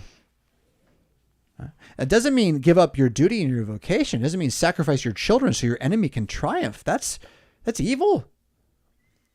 But it means that once you've defeated your enemy, and if there is clemency, then you give him water and medicine. You care for him, right? I mean, this used to be just normative in the world of kind of enlightened war back from what, 15, 16, 1700 to 1940. You take care of the prisoner. The guy would give you his sword, the other commander, he'd give you his sword, you give it right back to him. He'd never fight back. He'd never try to throw off. He'd eat dinner with him all the way back to England. It's just a different place. That was your enemy. right? And that's this in practice. It doesn't mean let them do whatever they want. It certainly doesn't mean when the Psalms say, pray for vindication that you do need against your enemy, fill it up with all the vindication you can imagine, and know that all the sinful vindication falls on the bottom side of heaven off. It crashes against the roof of the storm, and it falls to the ground, and ne'er will it be seen again, because the blood of Jesus covers all sin, and God will hear your cry because you're in Christ, and it's his cry, and you have enemies. So the thing I don't like about this taking of Jesus, love your enemy tweet, misquote, is the way that it's used to hate your neighbors by convincing you to submit to your enemies, as if love and submission are the only thing. The only form of love is submission, which actually that's an interesting insight right there. A lot of people do think that. So, all right, I'm going to jump over to Philippians chapter 3, starting at verse 18, because it will talk about what it means to know that there are enemies of Christ, right? So if you're having trouble praying against, somebody who you know locally slanders you, doesn't really seek your good, perhaps marks your steps, pays attention to your words, keeps catalog of your mistakes, and will bring them to voice at some place in the future, if you haven't ever had that, okay, well then you can at least believe Philippians 3:18, where he says, I have told you often, and now tell you again with tears, many live as enemies of the cross of Christ. And then he doesn't just leave that there. He defines what the enemy is. Here's what the enemy is, right? Destiny is destruction, right? So if you see a people who are destined for destruction, I'm not saying like it's a maybe. I'm like, hey, they're like, we're going to destroy ourselves. Like they put it on their billboards. Like we are all going to die, right? That's on their billboards. And by the way, let the reader understand again, they practically are in some cases. They are a destructive force. And their God is their stomach. All they do is eat. All they do is want. All they do is hunger, right? And their glory is their shame. So rather than having shame be covered in forgiveness, rather than repenting of things which are shameful, they will triumph in things that are shameful and glory in their unrepentance, doing more and more of this evil with their mind set on earthly things, right? Not higher things, but earthly things. So the enemies of the church are people who think this world is more important than Christianity, their faith, and so on. And they are there and they are to be prayed against. I mean, in this way, like, dear Jesus, may that evil pastor who is lying be stopped. Stop his lying words, that they no longer would deceive. May he find the perdition of his sin, and may it catch him. And indeed, Lord Jesus, if you would have him repent, though he's had many opportunities clearly, make him so to repent. But if he will not repent, silence him, so my poor people, my friends, my neighbors, etc., can cease being deceived by him and having their coins pillaged by phone calls and blah, blah, blah, blah, blah. And I'm half telling the truth there. You pray against it. And if you don't, and you wonder why the evil's going on, and this is just it, man. Like, why is it so evil? It looks like is anyone asking God to stop it? I mean, besides like the general prayer on Sunday morning when you expect the pastor to do it for you and you kind of say a half-hearted Lord of mercy. I'm not saying that's all of you, but I know it's a lot, right? So how about every morning before work, before going off to fix the budget, you like fear God and say, you know what? I realized I've been trying to do this my whole life by myself. I can't. Help, right? My enemies surround me. You think you can't make enough money because you're not good enough. It's a rigged system. They've set a trap for you.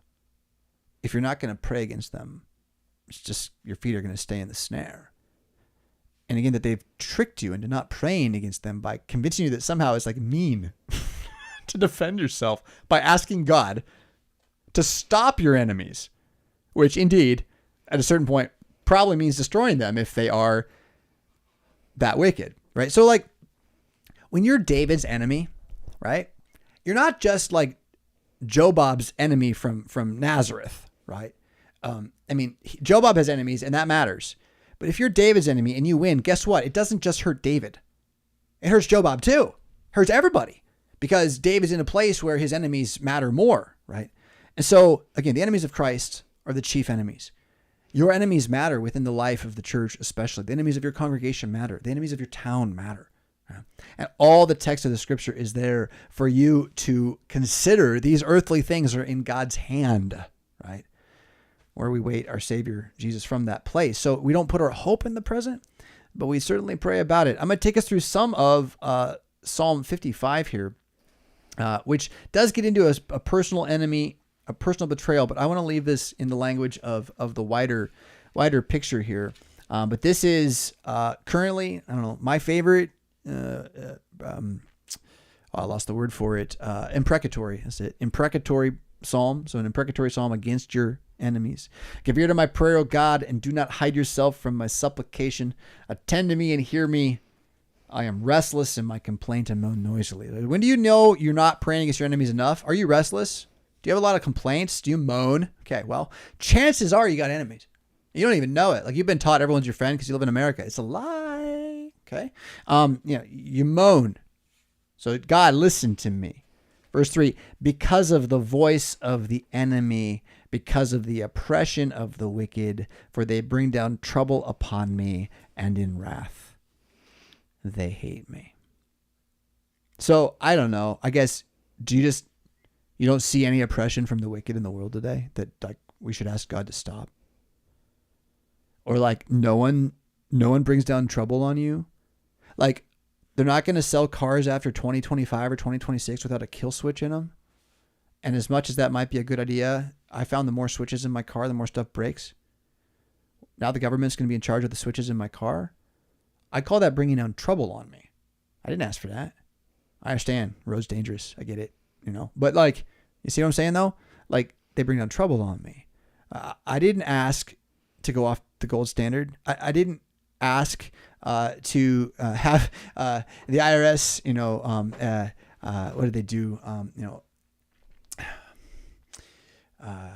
I'm thinking of them hiring all these new people. It doesn't really kind of fit the argument, but I'm not asking for the fears of nuclear war or Hamas or COVID or any of those things to come into my life. And most of them were far away and still are. So then the voice of the enemy then that's the first thing, is the voice of the enemy. So do you realize like all the time you spend by yourself when you're like arguing to try to like tell yourself you're right against yourself? Well, who do you think you're arguing against? That's the voice of the enemy is who that is. Inner critic, call it the inner critic if you want. Carnal nature, that's fine. It's on the enemy's side. That's exactly right. Your sinful nature, your concupiscence is on the enemy's side. The voice of the enemy is in your own head, and it's fed by voices from outside that you adopt and grab and throw back at yourself when you're not even listening. You're not listening. It's inside. It's just attacking your heart. The voice of the enemy.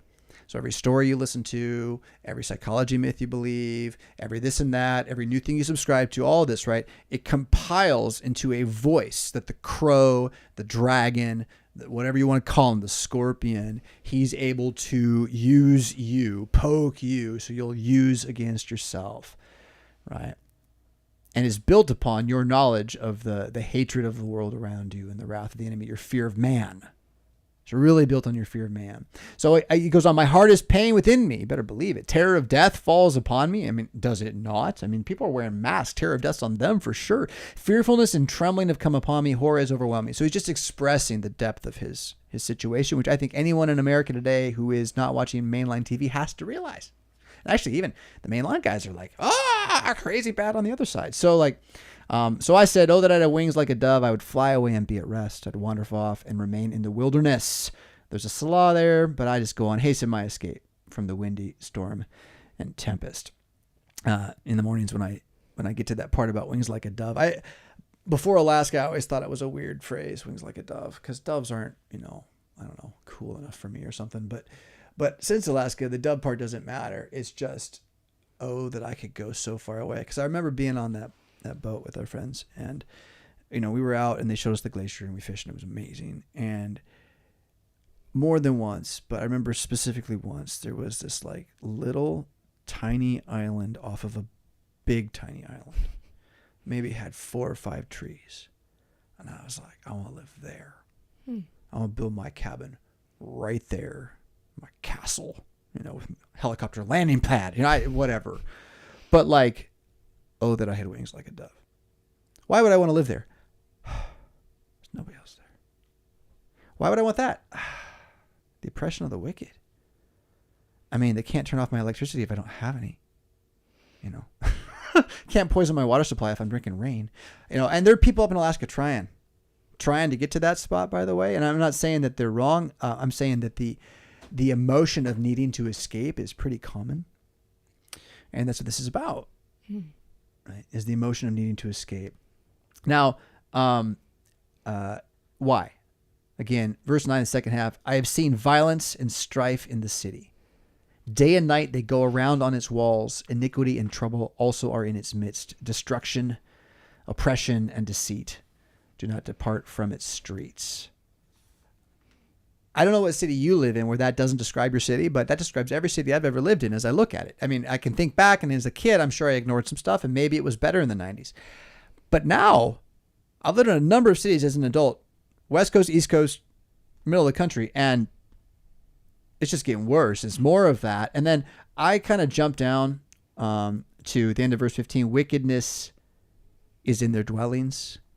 Wickedness is among them. And you'll have to forgive me if you're a fan, but I think of how I drive sometimes at night, not often, but I do. And I come home in any neighborhood, and you drive by, and you have these houses that are light or darker on the outside, but every single one's got blue light on it, like shining out the front window, blue light shining out, blue light shining out. And I don't think they're watching, Trinity Broadcasting Network and listening to the Psalter on Spotify by and large. And I think wickedness is among them. Wickedness is in their dwellings. It's the story. It's the voice of the enemy, right? It's not about how they're all so bad and they're, committing witchcraft at their dinner table. It's that the voice of the enemy is in their house talking all the time, right? As for me, verse 16, I will call upon God, and Jesus Christ shall save me. Oh, I love it. You get to that point, right? You've built up this wicked. Pretty bad. Jesus Christ shall save me when I call. Every morning, evening, morning, and noon, I will pray and cry aloud, and he will hear my voice. For he has redeemed my soul in peace from the battle that was against me. There were many arrayed against me. God has heard and afflicted them, even he who abides from of old. Cast your burden on Jesus. Verse 22. He does not change. He shall sustain. He does not permit the righteous to be moved. So the solidarity of his answer to your prayer against your enemies here, right? And I'll just share again, it really is a strange thing when you see a prayer against your enemies happen. I could think of twice, at least, where I didn't realize I'd prayed for that or something like that. And I kind of felt bad afterwards, actually. Then I realized Jesus did it. And so I was stupid to feel bad for it because Jesus did it. It wasn't to punish me or trick me or something. I actually prayed for what he wanted, and it happened. And it was the casting down of my enemy. Like, actually. It's happened twice, maybe 3 times. What that's done for me is it's made me, I haven't stopped praying against my enemies in general. I do it all the more vividly, especially for the stories far away that scare me. But what it's done for me is when I'm in like real life and I run into someone who then one day says, I'm your enemy today. Like they don't mean to, but they do. Like whatever they say, it's like, I'm suddenly like, dear Jesus. And it's like, oh. And I just have a different charity for that person actually, like more. Because I just know what I just asked for. On one, I'm not asking for death all the time, right? Just like make them stop, give them something to make them stop. Strike them with humility, please. And like I don't know. I pray the Psalms. He does. It happens. What are you supposed to do? I rejoice in it, and it gives me, again, a confidence against my enemies. And then when I face them, I'm not hating them at all. I feel bad for them. Like, if you're my enemy, you're Jesus' enemy. That's bad news, man. Here, let me tell you how not to be Jesus' enemy. That's how I feel about my enemies. But I'm still going to be like, if you're like, I hate Jesus, well, you're going to go to hell, and I will pray that you do. Is it both and? No, it's regeneration. It's a new kingdom. It's another way. It's a miracle, right? So more of the text. I want to see if there's, cast your burden, he shall sustain. I think I did go to 56 as well. It's the next Psalm is 56. I always say this right afterwards. Be merciful to me, O God, for man would swallow me up. So here's more of what your enemy looks like. Fighting all day, he oppresses me. My enemies hound me all the day. There are many who fight against me, O Most High. When I am afraid, I will trust in you. So, my enemies hound me all the day. I think of the internet as the active place that it is. But a nice example of this is, they really make sure that when you take out a loan, interest that would compound in your favor is calculated like monthly or annually. When you're going to take a loan, when you're like benefiting from interest, your calculation rate is every so often. When you have a loan, they recalculate daily because the pennies add up over time. So again, my enemies hound me all the day. They're not sleeping as they steal from you. They really aren't. Like the guy is sleeping, who's doing the work for the guy, who's sleeping, who's doing the work for the guy. But like the whole evil, it's not sleeping as it steals from you. And the guy who is sleeping, he's sleeping because he knows he stole. And it says that too, by the way. Not here, but elsewhere. My enemies hound me all the day. Oops, making my thing dance around here again. Come back to that. So when I am afraid, I will trust in you. Notice the next thing to do is praise his word. In God, I will praise his word. What does that mean? I mean, say it out loud. In God, I have put my trust. I will not fear what can flesh do to me. It's the idea that man can do a lot of stuff to you, but judgment day is coming. Whatever he does to you is worse for him on judgment day. He's going to skin you alive. I don't want that. I really don't want to be skinned alive. You know what? If I'm going to be skinned alive, I'm going to look that guy in the eye and be like, all right, it's coming back for you. Just so you know, like hard. Here, I'll pray right now. Jesus, make sure this man who skins me alive knows what it means. Boom. Pray against your enemies, right? That is a confidence Christians are free to just have. You really are. That's what judgment is about, really. What do your enemies do? All day they twist my words. Their thoughts are against me for evil. They gather together. They hide. They mark my steps. You ever have someone chase you on Twitter and go after you on Twitter? A troll, right? That's what they're doing. They lie in wait for my life. Do they escape by this iniquity? Oh, no. In anger, cast down the peoples. Oh, my God. So here he is like in the middle of like all this stuff they're doing. He gets so upset. And I love it. I do too. When I'm so, all this stuff you're doing to me. Oh, are they going to escape? The answer is no, they're not going to escape. God's going to throw them down. But that's not what he says. He knows that God will throw them down when I ask. So he asks, shall they escape? Oh no, God, cast them down. Father, Son, right? Powerful there to believe that that's there for you to say. You number my wanderings, put my tears in your bottle. Are they not in your book as I cry out to you? Right? He knows what's going on. Don't miss verse 9. My enemies will turn back. This I know because God's for me. Why doesn't anyone quote that one? Man, my enemies will turn back. How do you know that, Jonathan? Well, God is for me. It's beautiful. In God, I will praise his word. In Jesus Christ, I will praise his word. Is a refrain from that previous psalm as well, right? It comes back. In God, I have put my trust. I will not be afraid. What can a man who's going to die do to me? And it goes on a little more, but let's see here. I think this Philippians text is for the next question. So that kind of brings us there for that. So enemies, got them. And your Father in heaven is an equal opportunity giver of love and charity. So that the moment that an enemy sues for peace, this person is not an enemy anymore. Not so far as that particular human need is concerned. That doesn't make them a friend. Just because they're your neighbor or your brother doesn't make them your friend now. It doesn't make them trustworthy. It doesn't mean that you just do everything for them. It means that you do not hold against them some sort of debt package by which you just sneer, disdain at them now, nor intend to hold on to that for the rest of eternity. Because the thing is, you're not getting into eternity with this guy getting into eternity, and you get to have a grudge with you, right? The grudge gets to die at some point. So that's the idea. Just know, like, any one of these enemies, like who do you want to pick? Let's pick a bunch of people that are different. Let's say Biden and Trump and Putin and Musk and Carl Schwab all come to me and they say, Jonathan, I realize the error of my ways and I'm really sorry. Will you please forgive me? I really love the idea of Carl Schwab saying that with his German accent. That'd be really funny. And it's like, yes, I forgive you. I say, okay, now will you sign over on this line? We promise not to do anything different this next time. Well, no, I'm not going to sign that line. No, of course not, Carl Schwab. I don't trust you at all, but you forgave me. Well, that doesn't mean I trust you now. It just means that I'm going, do you need some water? Do you want to, looks like you're cold, are you getting checked in on? Do people call you at night to make sure after you're busy trying to change the world that you're doing okay inside? Like, do you get anyone check on you? Right? That would be more loving your enemy, right? Than like, here, have a sword, kill me, so that we got put in this point where the moral dilemma we have is like, oh, I'm supposed to let my enemy hurt me. Or as Dr. Kuntz and I on A Brief History of Power, we'll talk about in an upcoming Thursday episode, pacifism again. The idea that pacifism is anything but cowardice is kind of undeniable. Unless you really believe pacifism is the only way, then you would have to believe that self-defense is sin, right? Self-defense is sin. And so that argument is, that's an argument that's been had. It's out there being had.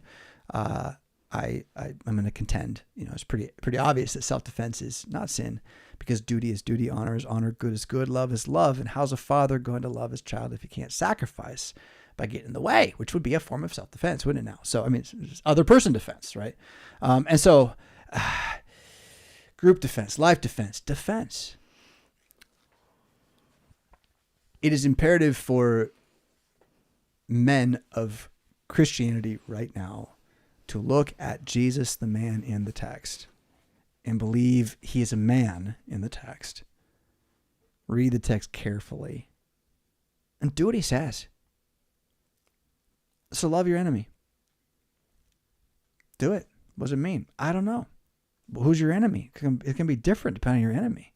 I know what it doesn't mean. You don't shoot at them when they're not looking unless you're at war. And then it's different because you're at war. It's not you. It's us. Right? And the people and all these other things that kings have to worry about. But Jesus isn't talking to kings at the moment. He's talking to the people. He's talking to the whole. Right? The enemies that the king needs to worry about loving is like his wife, his viceroy, right? And people he's living with, he's married to because of treaties and all these, the lives these people live, we can't even imagine really. We're so stuck in our diaspora and we think it's the only way it's ever been. But I went off a little bit there. But yeah, I think it's good enough to close it with that. Do you want anything? Something that you had spoken about at our Bible study on All Saints Day that was on this very same topic was to love somebody it does not mean to be nice to. Yeah. And then you had talked about how we are to pray for our enemies and neighbors, and our prayers are to be for the protection of the city from the wicked and evil. Yeah. For the good of the people. For the good of the people. That first point though, say that first point again. That was really love is not to be nice. Right. So kindness is a fruit of the Spirit. And kindness and niceness maybe were kind of the same, 100 years ago, but it's really, as Babel has taken hold of English, niceness really means no negation, no negative. There is no capacity for a down. There's only up. And this as a kind of philosophy of how to act as people toward each other, only up all the time, is maddening, really, at the end of the day. It will drive children kind of mad, I think, in their own way, because they just don't know how to be good enough to be nice. Nice is impossible. You can't be nice enough because the moment you're curious, now you're questioning, you know how it is. So kindness is the pursuit of, it says, I'm trying now to distinguish kindness and gentleness, right? I was going to give you a definition, but I got caught by gentleness. Kindness and gentleness, fruit of the Spirit. In the Greek, there'll be a very clear distinction between those two things and what they really mean. Now, gentleness going to be about touch on some level, and kindness is going to be a little bit about reception. So, like, hospitality is not listed in the fruit of the Spirit. So kindness would be more like hospitality than gentleness would be like hospitality, right? So kindness is a welcoming approach, a welcoming attitude. Whereas niceness, again, is there's never a negative, right? So you are welcome here. Please put your shoes on the mat. Well, that's not nice. My son can't take his shoes off. He has problems, on and on, and we're caught in legalese with each other, right? So, love is not being nice. You can't be nice. You really can't enough. And if you're trying to be, you're probably not being good a lot of the time. Whereas kindness is a desire to say the truth in a way it doesn't cause pain apart from the truth. Like the truth isn't going to change, but I'm not going to add pain to the truth on purpose. Right? That's kindness. I think. No, that's really worth a study as a word. We're at 11 o'clock, and I want to try to get in one more question here, if we can. Losing my window. Oh, this is an interesting one. Oh. Except for that we're missing the front end of this. Oh, no. So we won't be able to do this one until next time. We'll do this one. All right. I have a 13-year-old son who predominantly stays with his mother. We divorced several years ago. At the beginning of this school year, his mother withdrew him from public school and put him in some sort of part-time school at a Baptist church. About a month ago, he told me that he got rebaptized at a local non-denominational church. And last weekend, he attended Thrive, a youth conference at City First Church in Rockford. Look at that. I have tried to raise him in the LCMS and take him to church as often as I can. Needless to say, I'm not thrilled about him getting filled with heterodox teachings. I told him he was baptized as a baby. But he stated that now it is his choice. I tried to explain to him that that's not how baptism works. I told him baptism is a gift you receive from God, not something that we do. I am glad that he's taking an interest in church and his faith, but I want him to be able to discern the things he is now being exposed to through the lens of confessional Lutheranism. I don't want to idly sit by and watch my son embrace decision theology or any other nonsense. Are there any resources, videos, books, etc. that you would recommend for a kid his age, or any advice on how you would approach or handle the situation? Thank you for all that you do, Justin. He's 12 or 13. I'm going to say something that could get me in trouble. I've said it before. I'll say it again. I mean, I think I'll be misunderstood a lot when I say it. I honestly think that the Baptist mistakes, while they are obviously biblically great errors, we're all kind of so stupid they almost don't matter anymore. Like, they aren't really affecting anybody. They are. If you've come out of those traditions and you know how damaging that can be, you know what it can do. But most people are kind of either not having that happen or unaware of it. And then others are coming in and they're in growth. They're growing as Christians in the Spirit. And you're like, well, how do they do that with the Lord's Supper? I don't know. I don't know.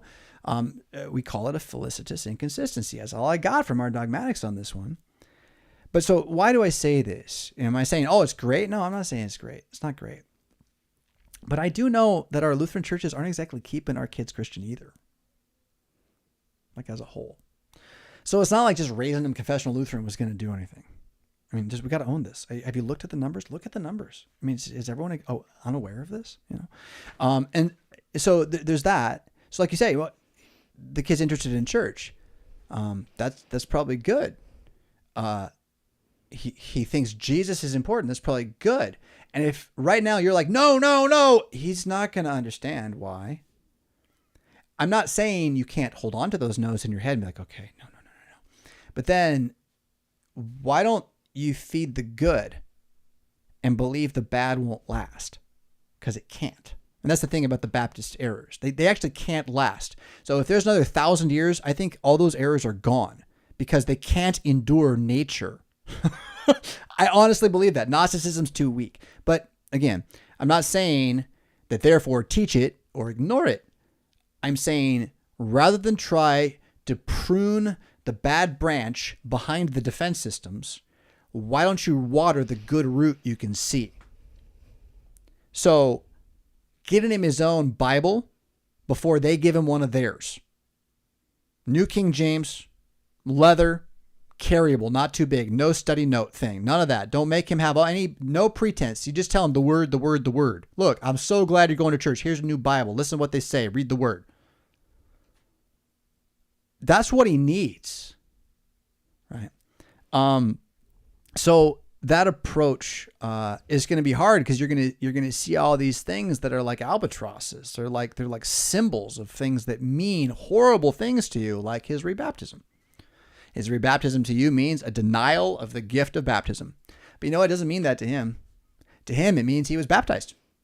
Now, I get it. He doesn't think baptism does anything. That's weird. Okay, we can argue about how Baptists are weird. But at the moment, he thinks he just got baptized into Christ. So why don't you talk about how being baptized into Christ is such a great thing? You don't have to say it was the old or new. You refer to the old one. I'm glad that now you're taking ownership of your baptism into Christ. Do you mean my new one? It doesn't matter. I'm just talking about baptism into Christ. I'm glad that you're baptized into Christ. I'm glad you're taking ownership of your baptism into Christ. Hallelujah. That you have grabbed your baptism into Christ. Now I hope you build on that baptism and you trust in the power of his words. Now that you've made that commitment before the witnesses of the world, God has witnessed to you, that you are his. Like, he doesn't know not to believe any of that. Just do it, right? Like, feed it. I don't know what else to say other than do the standard Lutheran thing is try to catch every error he has and tell him he's wrong the whole way, and he's never going to listen to you again. And you're like, but what about? It's kind of like, in a good video game where you're just kind of a scroller and your main job is you're this little bubble of something and you have these bubbles that come at you, and if they hit you, you blow up, right? So your whole job is avoidance, right? Mm-hmm. A good game will put a lot of moving stuff on the screen that doesn't hit you because they're just trying to disorient you the whole time. And that is sort of, again, the way that trying to smash the whack-a-mole of bad theology in American Protestantism is. And I've spent years of doing it, and I have seen 0 to no conversions through direct conversation. But what I see all the time is if I encourage people to pray the Psalms, they do. And then it changes their life. And I'm pretty convinced that if that's just what Lutherans were known for, we'd have lots of people come to our churches. So I'm just starting. I'm not going to worry about it too much. And we're going to lose some in the short term. And if he's at City First for a while, he'll figure out that it's tough to run a big city like that. I feel bad for City First because losing them will be bad for our city if and when we do it. And so I'm glad they bounced back. 2020 was not easy for them. And they've got a school. They've got an actual bona fide Christian school as opposed to other Christian schools with the name of various names on them that at times want to be Lutheran schools and say they want to be, but haven't proven to the community that they are. And so, I don't know, it's a pretty rough world out here in the diaspora. You're in the wilderness and, Naphtali's sitting next door and they're weirdos, but they still believe Moses is speaking the truth. And I know that they're not doing what they're supposed to do. They gathered manna the other day and they weren't supposed to. Look, it smells now. Do we have to be by them? Right. But this is the way of the diaspora in the New Testament. Can we see that yet? You're going to be judged based on what you actually confess and do. If you deny substantial things of Christianity, it will destroy your congregation over time, regardless of what it is. Repentance and reformation will have to come generation by generation. So the modern errors are modern errors. They're errors not of the Baptists, but of the modern mind. And the modern mind's about to just go bye-bye. Like it already did, sort of, only we don't know what to do with it, and none of us can believe it. No. But you can't live in the fantasy world where man and woman don't exist. It ain't gonna work. So the winter will come. I really like your advice about affirming him and what he is doing and building him up. The relationship, especially at 13, with the father is so important. That phase is and to know that he can turn to his father with questions or just daily life is so imperative. Yep. The idea of giving him a Bible is really, really great. I would think that if he is being encouraged to read his Bible at the school or at church or youth group, having having a little, hey, you know what? Between December 1st and December 25th, let's read through the book of John, or that kind of encouragement that would unite them in the word, even though they're not together. And the Psalter is perfect for that. Sons of Solomon. You know, sometimes the younger ones really thrive on the story, especially the boys. Like that's where I have written down, too. The Kingstone Bible is a 3-volume comic book Bible. It's a comic book. It has what comic books have, so it's not perfect, right? If you're looking for something like that, but what it can do is it can put meat on the story a little bit, just because you see, oh, that's what's happening. And you kind of dig into it. And 13's not a bad age unless he's going to be offended by it. Like, and you got to know your kid. If your kid's going to be like, pfft, well, then don't give him the comic book Bible. But I like comic books. Also, is he a reader? I mean, the Lutheran knee jerk to my kid needs a book to fix his problem is, again, the Gnostic impulse, right? Does he love to read? Is he reading all the time? Gene Veith's Loving God with All Your Mind is a nice, open, you don't have to be Lutheran, but by a Lutheran, and he writes books about being Lutheran. He's a really good writer, and he can, here's a carrot that can end up being a carrot later. But his book, Loving God with All Your Mind, is about pursuing an understanding of your own faith. Especially as you go off to college is where he's focused at. So it's about preparing to have your own understanding. Might be a little bit older than he needs. The Way of the Warrior Kid by Jocko Willink has nothing to do with Christianity, but it's a great father-son kind of thing, and can also therefore help create a scenario where your son sees you as an ally. You want your son to believe you are on his side. That is the most important thing. And you will not convince him you're on his side by telling him he's wrong. You won't. You have to just tell him you love him. You have to tell him I'm for you. You have to say good job. You have to protect and be there when he hurts, and understand when he says something hurtful and not hurt back. All sorts of stuff like that. And so that book, Way of the Warrior Kid, can really have that conversation happen between you even a little bit. It's sort of extreme ownership for kids. And so that, well, you're taking ownership of your faith. Good for you. Way of the Warrior Kid. Go be a prayer warrior at Rockford City First. Go be a prayer warrior. Good for you. And I'm going to keep praying for you at my church because I think the Lord's Supper is important, but I totally get you want to take ownership of your faith. And you say that knowing you got he's not going to hell. You got the rest of eternity. You got till Judgment Day. He's going to turn like 35 or 40. And if you're still here, he's going to be like, Dad, I don't understand. And you'll be like, I held my tongue all these years. So like, know that. And stop thinking his salvation's in your hands. And so, and the fruit of divorce, I don't mean this to be like a smash you, but for all the rest listening, look what it does. It's rough. It's rough. So I don't think you have as much to fear as you think. I do understand the Lutheran hackles, and they're right. If we're going to go to court and argue our point, we're right. We're not in court. Or on the front lines of a battlefield, and we got people that need triage badly. So give them some triage before they suck it out over there. I don't know what they teach at City First. I've never really popped in there. I assume they're kind of General Baptist-y. They had an Assemblies of God beginning, but they're not a tongue-speaking kind of place. Probably a lot like what we experienced down in Louisiana. Yeah. And so something that he will be exposed to, and I do actually know a little bit about the praise team there. So he will be exposed to like the Christian music you hear on Caleb. And that makes me think of like, well, if there's a playlist that this father could create of songs that he likes. I would say find out what songs your son likes and start listening. And then, that's more important. Hey, did you hear this song? Yeah. Oh, what are you listening to? Turn on Caleb. Start talking about it. Turn on Caleb on your own and start listening. And don't listen for the ones that are wrong. There are wrong things. Listen for the ones that are right, and then ask him if he listened to those. Did you hear this new song by this? Tell me about it. What do you like? Or go listen to it.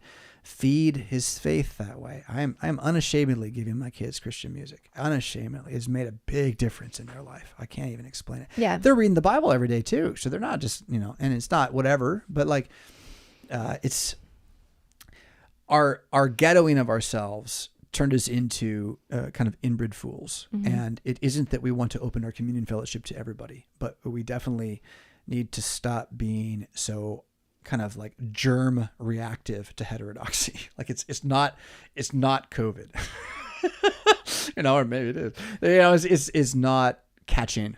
You have to believe the lie ardently against the scripture, really. So, there's a lot of big tents out there doing weird stuff in Protestantism. Time for Reformation.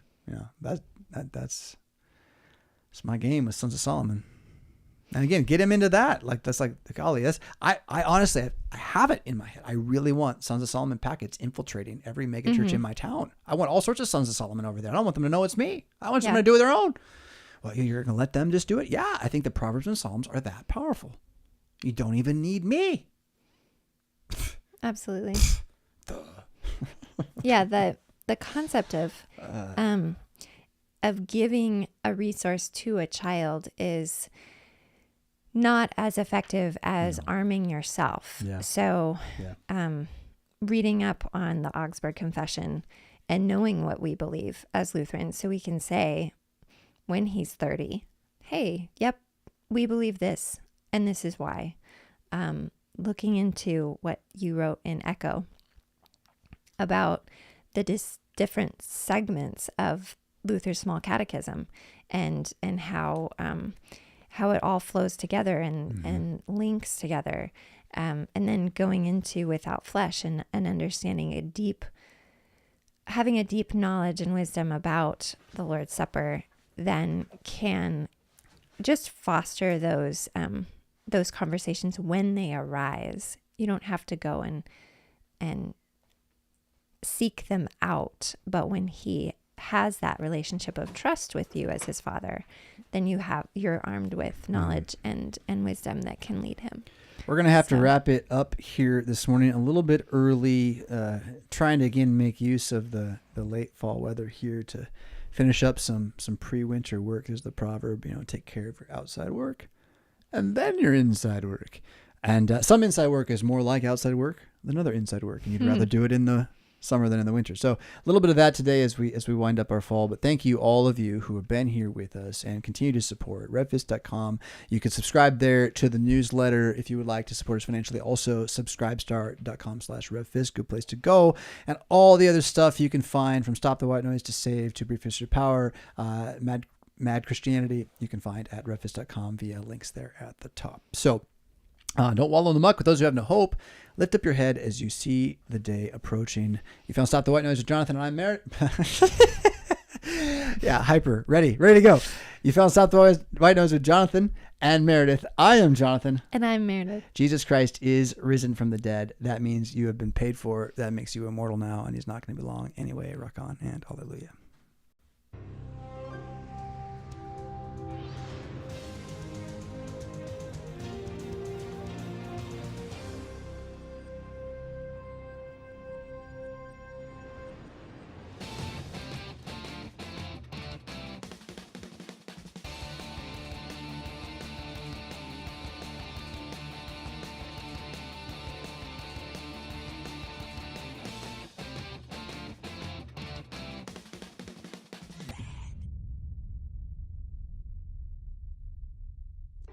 Was that worth $1?